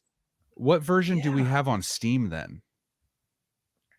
So I think it's the DS version. Yeah, it's a DS version. It's the DS. Okay, which is a good version. I mean, that's a great version. It's very good because they made a link between that game and Chrono Cross, which was really nice. So yeah, and then obviously you got the animated cutscenes, the alternate retelling of the game where it's like this cinematic where it shows like everything go bad, which is kind of cool. So yeah, you got the animated cutscenes. So yeah, definitely that version. There's a battle arena option too. Oh, there you go. Yeah. So okay. My experience with Chrono Trigger was kind of funny. So when I first got into RPGs, I played Secret of Mana first, and I loved that game, fell in love. But then I still had to get into the turn-based ones, and my buddy had Chrono Trigger, and he beat the game, but he let me play it on New Game Plus. So I got to play it like powered up. So I was kind of just going through it, and I was loving every minute of it. So that kind of really got me into RPGs at the time. Yeah. And then I played Final Fantasy VII, and I wasn't used to grinding much. So I got myself in a bad spot in that game. And I had to start over. And this is a funny story. So when you get to in Final Fantasy VII, an optional quest where you get Yuffie and you go to Wallachia, or not Wallachia, it's called Wutai. Yeah. Her town. There's the part in that game where she steals all your materia, and you have to fight a boss without your materia. Yeah, I was underpowered, and I couldn't go out and leave the town or buy new material or whatever like that. So I was stuck at like level 17. I could not get past the boss. I was like, oh my God, I got to start over. That's where I learned how to grind. That's almost at the end of the first disc where I was at too. So I had to go all the way back, but I was like forcing my way through the game because I didn't know how to play it properly, So then I started grinding and appreciating, like I got to level up, got to make sure I'm good to go. And ever since then, that's never happened to me again, but that was a lesson taught like from playing a game on New Game Plus and having all the powers. I was like that with 9, so I'm not a big fan of Final Fantasy 9. The Trent system frustrates me to make me hate the rest of the game. And I got to the final boss at like level 46. I was like super underleveled, and I barely beat it with like only VV left with 1 hit point. And it took me like 10 tries. It was way under. And then I put it down and never stepped back and never went back in the game. And I'm done with it. Yeah. Yeah, the thing about those PS1 RPGs is you have to like have like 20 saves. Yeah. Because I've locked myself in like recently, like 2 years ago, I played Suikoden 2 for the first time, and like I have a habit of accidentally breaking games. So I want to explore, and make sure I don't miss anything, because with the Suikoden games, you want to get all 108 Destiny heroes, so you get like the good ending of the game, right? So I explore every nook and cranny of the game. Well, I figured out that there was a bug in the game where I could push a like gate and get to a new area, and you weren't supposed to be in. And I entered a cutscene that I wasn't supposed to be in. And remember in Pokemon when you had like the missing number? Missing number, yeah. Yeah, my Suikoden characters turned into missing numbers essentially, and the game like froze, and like so I had to go back to a previous save for like 3 hours. Because I entered that other area because I realized that there was like way higher monsters and I could level grind really quickly. But my mistake was entering a cutscene that I wasn't supposed to be in. You know what's funny is not only should you have that many saves for PS1 RPGs, but you should also have that many saves for Bethesda RPGs. Like, dude, I remember Skyrim is one of my favorite games of all time. I know that's super cliche, but like going from Morrowind to Oblivion and then to Skyrim, like, dude, I was kind of blown away. I loved that game. And I remember I almost 100. I've never really platinumed or 100%ed a game before. I don't really care much for achievements. I play the game I want to, the way I want to play it. But Skyrim was one where I'm like, dude, I'm 100%ing this game on Xbox 360. And I remember there was a quest where you had to complete all 13 of the Daedric quests to get all the Daedric artifacts. And I got to quest 12. And it took me hours. And it had on, and you could do them in any order. And there was a particular thing for quest 12 that broke the quest line, and there was no way to finish it or get the achievement. And it's like, well, I was dumb and had one save for my entire Skyrim file and was like, yeah, I'm not going back because it's a game breaking glitch or whatever. So yeah, I love Bethesda, one of my favorite studios of all time, but Starfield was trash, and they do make buggy games, but their bugs have charm and they're funny. So it's okay. And besides, I'm love being in the modding community to where like we just mod the hell out of them and make them, nice and new anyway, and fix all of Bethesda's problems. So yeah. One thing I wanted to ask you guys, how do you guys feel about like with the older generation systems being back online, like Xbox One, regular Xbox, original Xbox and PS2 are back online via like certain like fan-made services, which is nice. You can play them on your original hardware. Really? Nice. Like I was playing Halo 2 Outbreak and a SOCOM Navy SEALs Part 2 online still, which was crazy. Outbreak's back online, dude. Yeah. Could you play Final Fantasy 11 on your PS2 then? Is there a server for that? I'm not sure about 11. I didn't look into that one because that one went to Squaresoft in a way. I can't remember how exactly it was, but that's still there. I believe that's still the most popular Final Fantasy game online. Well, maybe 14 is. I'm not really sure. I think it's 14 now. Yeah. Is it 14 now? Okay. Wow. Yeah. Damn. Yeah. 14 is one of the most, if not the most popular MMO on the market right now. I think it's past WoW, and then I think ESO is in third, if I'm not mistaken. You know what's crazy about that is that game started out a broken mess. Like I still have the white box of with the original release of Final Fantasy 14 before it was Rebirth. And it's crazy because when you logged in, I remember logging into it back in the day, and I'm like, okay, it looks fine. You can see the little rings on your fingers. I was pretty excited by that. But you would see like your first quest, you got to go kill these certain things, and you would see them in the distance, but you couldn't attack those because that was somebody else's instance of the monsters. You could only attack yours. So they were everywhere, and there were 10 people in an area, and you had to find which one were yours, and you could only interact with yours. That sounds terrible. It was It's real bad. confusing. And that was like Yeah, day wow. one Yeah, on so- Final Fantasy 14. Yeah, but now they went back and fixed it, and it's like one of the greatest MMOs ever made. It's fantastic. Fired everybody and rebirthed the whole thing. Yeah. It's a really good MMO. It really is. It's solid, dude. Like it reminds me of Lineage 2 back in the day, like just the art style and everything about it. It's just a really good game. Yeah. Hell yeah. Well, everybody, I hate to say it, but we've been going 3 hours now. Yeah. I think it's Has it time been the to, longest one? Yeah, we were going 3 hours, man. We usually only do 2. So it's Wow. been an awesome episode. It's been all Dude, this blast. was great, man. Great. Yeah, there's definitely. I mean, I keep going, but like, literally, I gotta use the bathroom. I'm a professional here. I gotta poop. Show over. All right. No, I'm just kidding. Again, I put everybody's socials down in the comments in the description, guys. So if you like the show, if you like what you heard, please go subscribe to Dan and Elisa and to Mike, Rectwizard. Their X, Twitter, YouTube, all that stuff's down there. Both make great content. Both are great hosts. Reggie, I don't know if you've heard of him. He's also makes content. It's kind of a big deal. He's got his links down there. Yep. He's up to 101K. That's right. Woo! Trying Dude, to get I know, to right? 150. Let's That go. That was so dope when you hit 100K, dude. Like that push from 99 to 100 was dope. I remember when you posted about that. Congratulations, by the way. His camera just locked out or something. Yeah.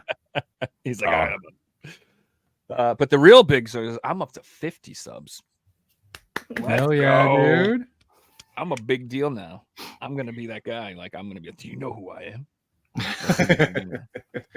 No, I'm just kidding. But yeah, anyway, if you guys want to sub to me, that'd be great too. Appreciate you. But yeah, it's been a great episode. I had a lot of fun. I hope you guys had a lot of fun, and we'll have to do this again soon. For sure. Absolutely, thanks dude. again. Anytime, And, dude. Loved it. Yeah, it was a good time, and thanks for watching, everybody. And I will see you next week. Bye. Good night, Bye, everybody. guys.